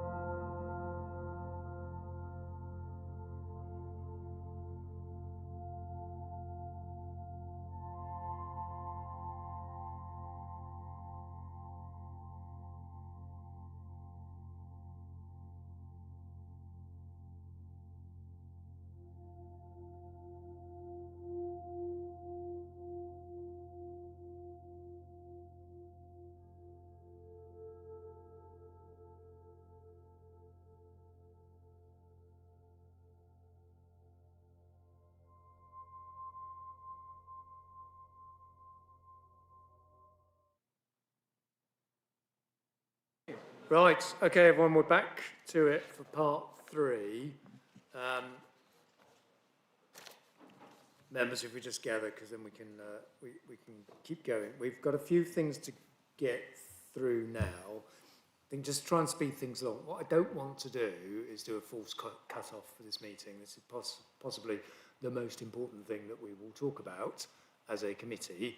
It's a long item. I appreciate that, and I welcome members, or appreciate members' input. I'm also conscious that there does come a point that after a number of hours, the quality of scrutiny somewhat degrades with time. There's only so long you can sit in a very hot room and ask intelligent questions. So what I'm going to do is going to be hopefully a little bit more directive on each of the following points. I'm going to ask members to get to either a comment or a recommendation that they think we should be making as a committee to each one. We will then be assisted by officers whether there are particular challenges around that. And I will allow some questions as well as we go. I don't want to dictate all of this, but just trying to get us through in a way that enables us to make some useful comments back to joint cabinet for Thursday, but also mean that at some point we can depart. Councillor Day, do you want to comment on that? Chairman, can I just thank you for those directions? Can I also say, frankly, I would not wish this meeting to go beyond 10 o'clock. I don't believe beyond 4 hours of scrutiny is going to deliver anything productive. That would be my request. Yeah. Thank you, Councillor Day, and I take on board your experienced feedback. And as I say, this isn't about us. I don't want to put a false deadline on it, but yes, if we can get out by 10, I'm sure people would appreciate that. But this is, as I say, this is one of the most important things we will ever scrutinise as a committee, and I want to make sure we do it justice. Right, okay, so process. What I've asked Mr. Clark to do is just give us a quick overview about the process from here on in, and then I will allow any comments from members or recommendations we may wish to make, which there may be none, but I think it's important just so we're all really, really clear that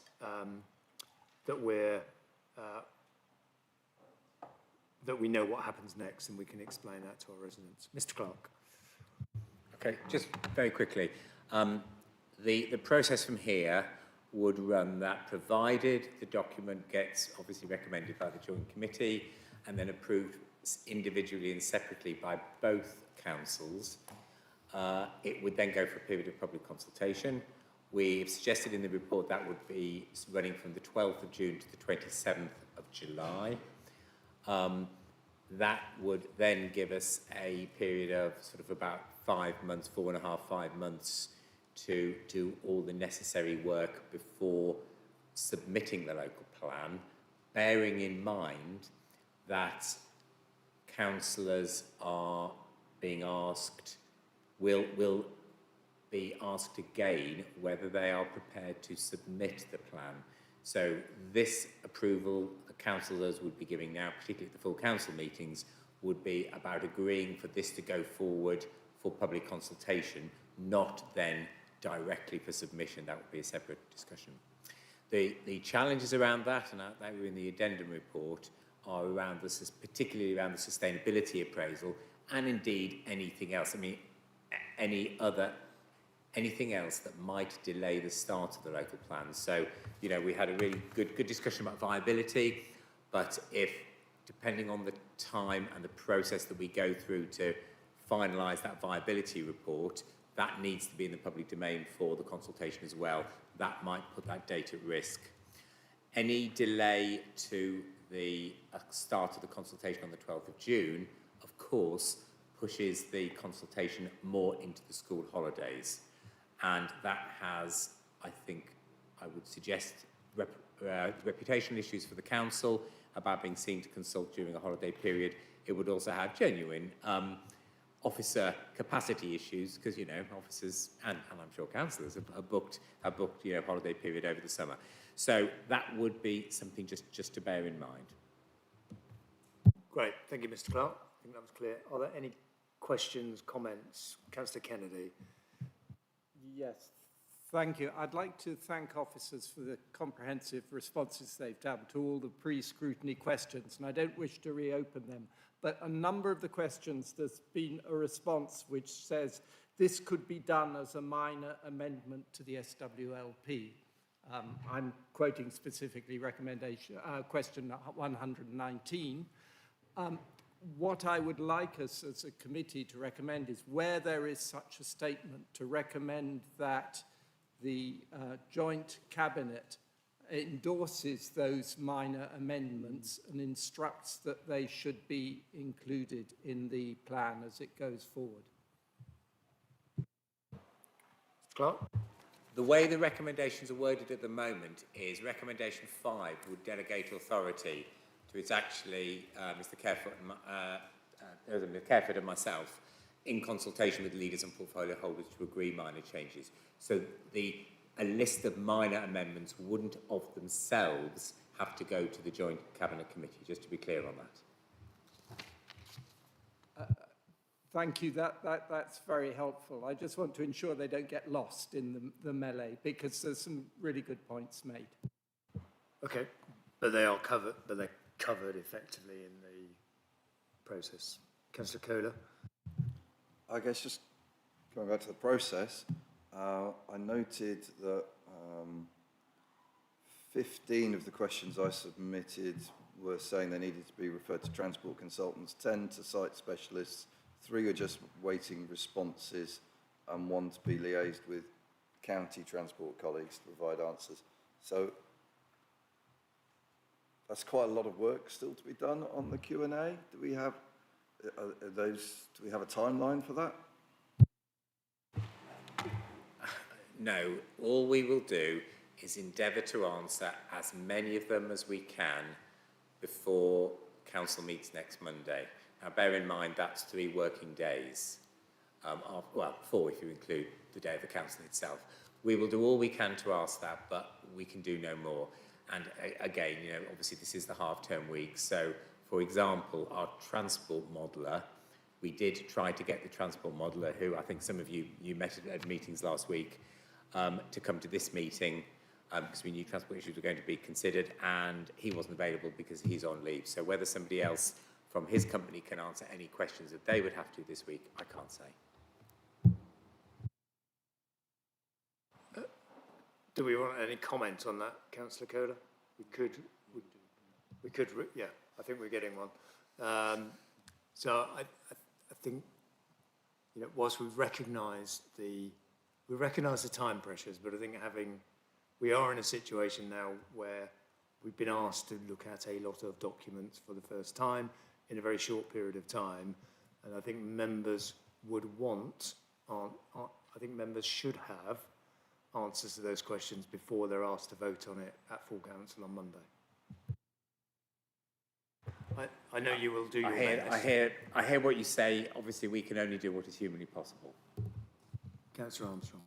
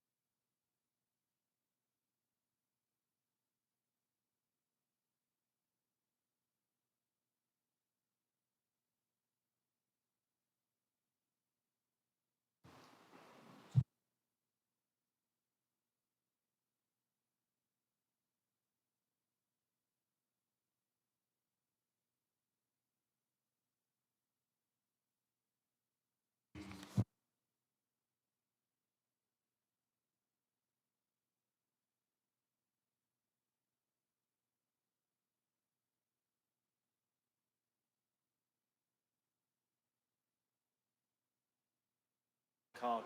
Yeah, apologies, everyone. We had a slight. Yeah, it's gone back to you. Yeah. We're on our way. IT challenge, which Councillor Armstrong still seems to be experiencing, as are others. Just bear with us a few moments.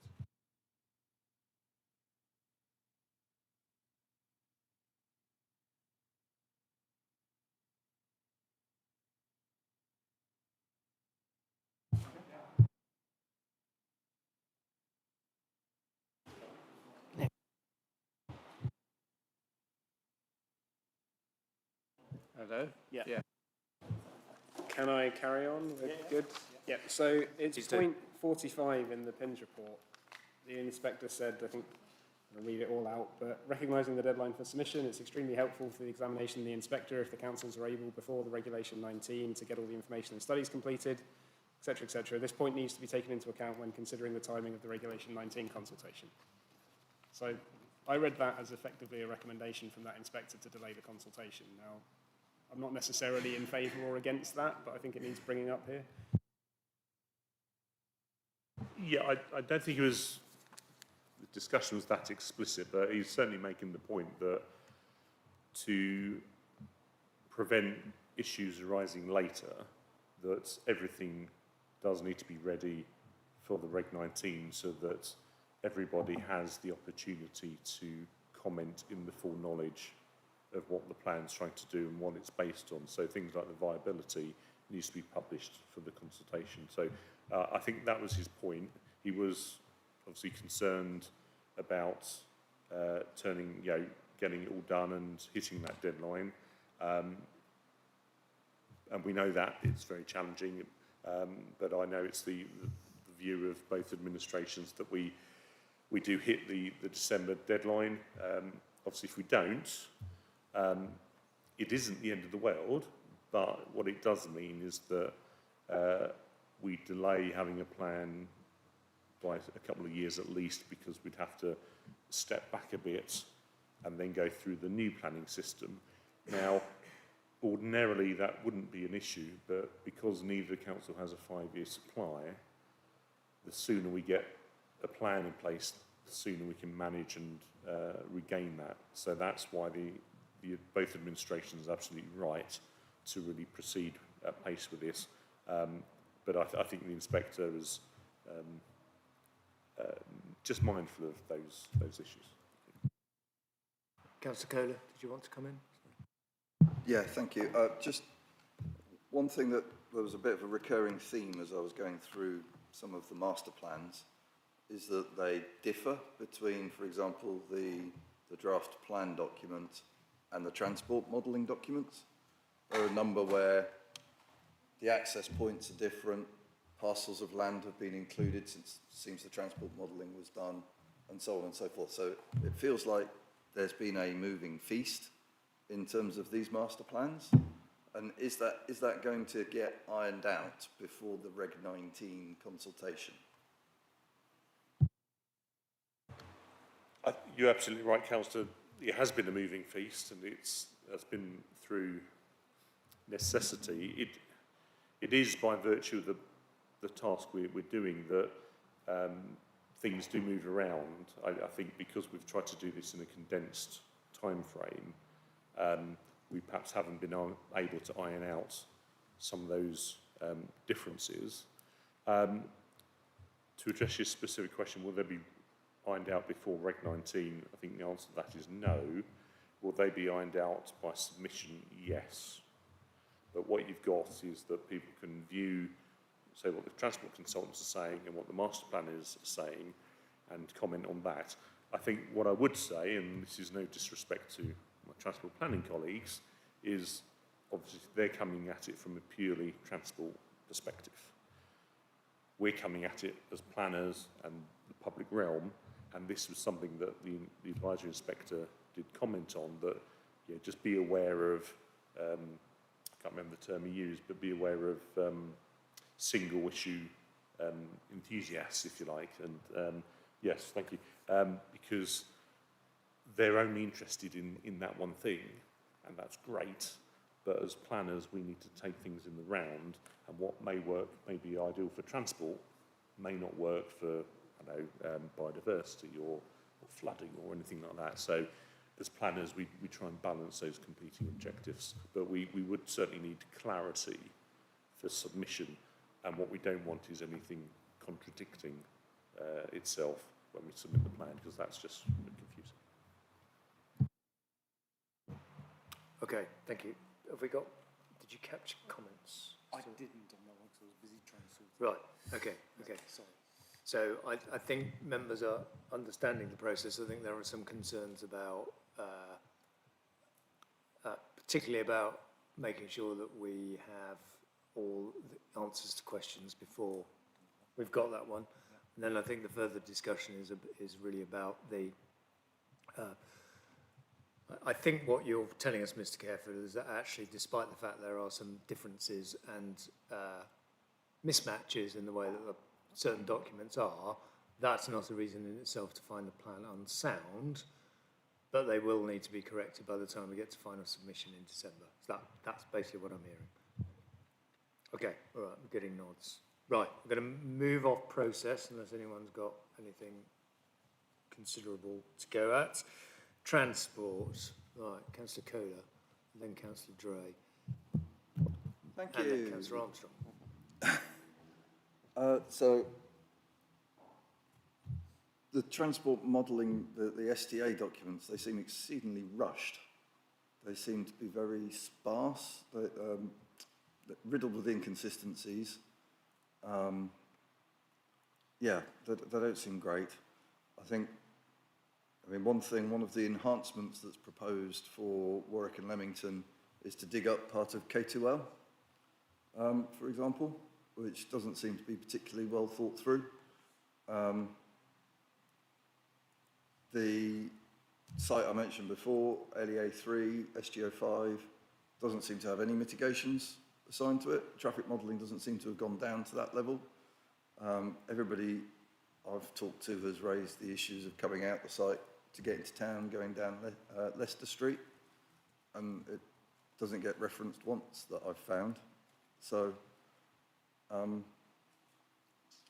I presume, am I right in thinking that the transport modelling is actually still ongoing and that what's been published is just what's been available by now, and actually it's still going and models are still being refined and analysis done? Is this another of those moving feasts?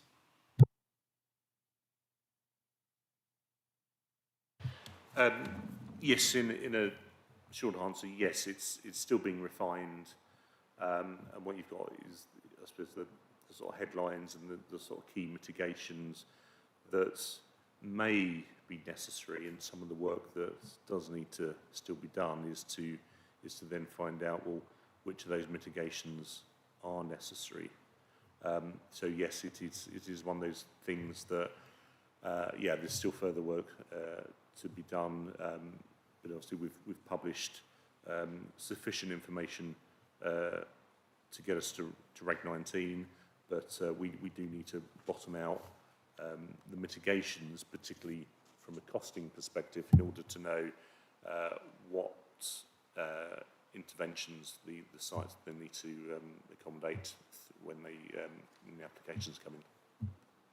Thank you for the honesty of that. I think I did find a document that was a spreadsheet that contained a list of mitigations, and there were, I think, 11 mitigations for Warwick and Leamington. All of them were graded as essential. None of them had any budget. None of them, they were all to be started, basically. So there was just nothing there.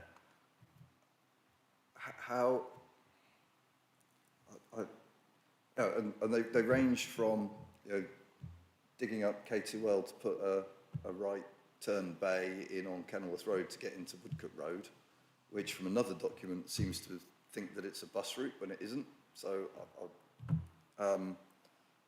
they range from that, which is a relatively small thing, to dualling the A452 between the A46 and the Berwicket roundabout, which includes a new bridge over the River Avon. So,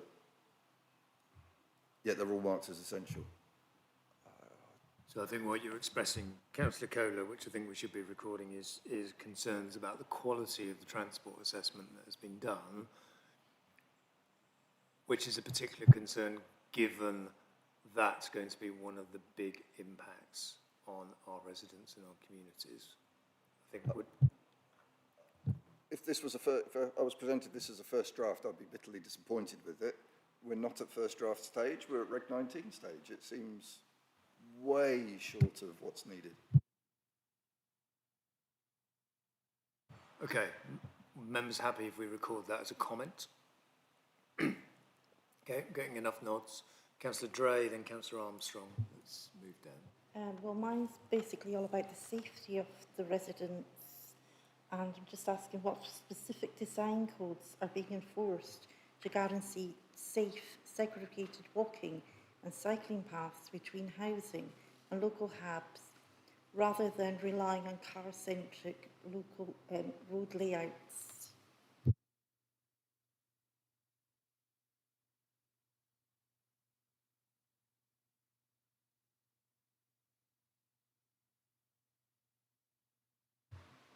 Well, I suppose, excuse me, I'm sticking to my paper. Obviously the objective of the county is the highway authorities is safe travel for all road users. It's not just cars. So it's implicit within the work they've been doing. They've got various strategies, cycling, walking strategies, and active travel is certainly a key component of the South Warwickshire local plan. And what we're trying to do is ensure that whilst there is a lot of highway interventions in the plan, because it's necessary for the to deal with that, there is a lot of other active travel improvements, footpaths and dedicated pedestrian routes through the sites. So it's something that is certainly being looked at. One of the things we spoke with the county about was just around the terminology. So accompanying the SWLP, and I don't think we've mentioned this tonight, is something called an infrastructure delivery plan, and that sets out essentially what infrastructure is required, what the estimated cost is, and how it's going to be delivered. And that, I think the point about some of these highway works being classed as essential. So it's just looking at the language and making sure that the non-car-based interventions are equally essential and certainly aren't forgotten. So that's something on officers' radar. Thank you. I think Councillor Armstrong next, then Councillor Day, and back to Councillor Kohler. Thank you, Chair. I want to follow up on actually some pre-scrutiny questions by Councillor Chilvers, which is 69 to 71, which make the excellent point that the STA is somewhat provisional and missing quite critical things like the Leamington to the University of Warwick bus route, busiest bus route in the county, not actually in our transport modelling. You can see where that goes, right? Anyway, there's a series of suggestions that we remove some of these specific mitigations that are based on a very incomplete SDA that's something of a worst case, and replace them with some suggested wording in the pre-scrutiny, which I think we should take forward. How we want to do that, Chair, I don't know if it's a recommendation or not, but something that I think we should not let go by the wayside. Okay, do you have wording that you would suggest, just so that members can have it in mind? I believe Councillor Chilvers put it in the pre-scrutiny, but I can find it in this massive document in time. Do you want to take it forward, Jonathan? I'll tell you what, while someone tries to find that, let's come to Councillor Day, and then we'll go to Councillor Kohler, just to keep us going. Chair, I'm mindful our officers they're brave souls, but they are flagging. So I'm going to endeavour to try and help them answer one of the questions that we'll put around the infrastructure plan, which is a key part of the local plan, by reminding us where we've been on the 2017 plan. There's junctions that have come after the plan in road improvements. They were simply signalled. I cite the Fossway Harbury Lane junction, which was a thorn in my particular area. To expect those elements to have been costed or even described at this stage in the plan process is unrealistic. What they need to identify is the traffic modelling, the impact on the network, and then the measures can come forward. I believe that's being done, but I'm also really conscious, Chair, that we're getting late. We've grilled our officers for now nearly 4 hours. Yes, thank you, Councillor Day. Councillor Armstrong, have we found the... Yep, so the recommendation would then be that further modelling of active public transport and strategic site assessments may mean that some of the proposed mitigations are not necessary, but that developers should still be expected to fully contribute to the movement of the numbers of people, with priority given within the transport hierarchy. So along those lines, but essentially removing that direct connection to specific road schemes that will then inevitably never leave the plan in practice, or most likely not, and allowing flexibility there, while still encouraging the contributions and the movement of people. I haven't found it. Have you got the reference, please? Because that was very The quick. best one I got in 5 minutes is number 71, but there's quite a few, so maybe.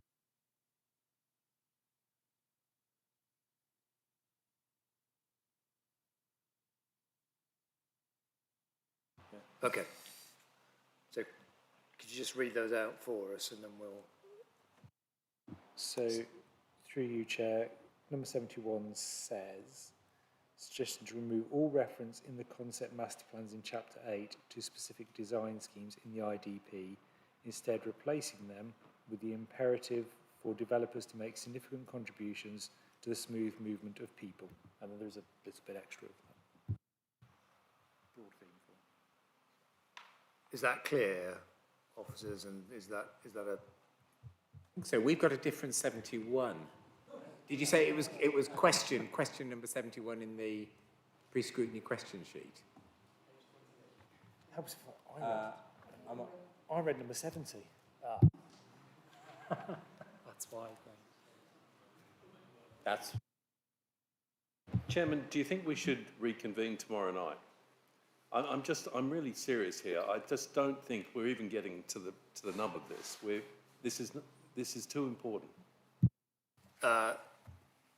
Thank you, Councillor Day. I would seek views from members and also committee services on the practicality of adjourning till tomorrow.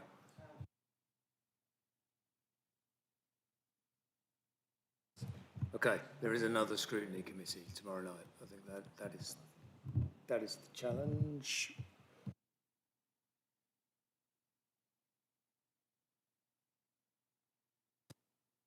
Just give us a few moments.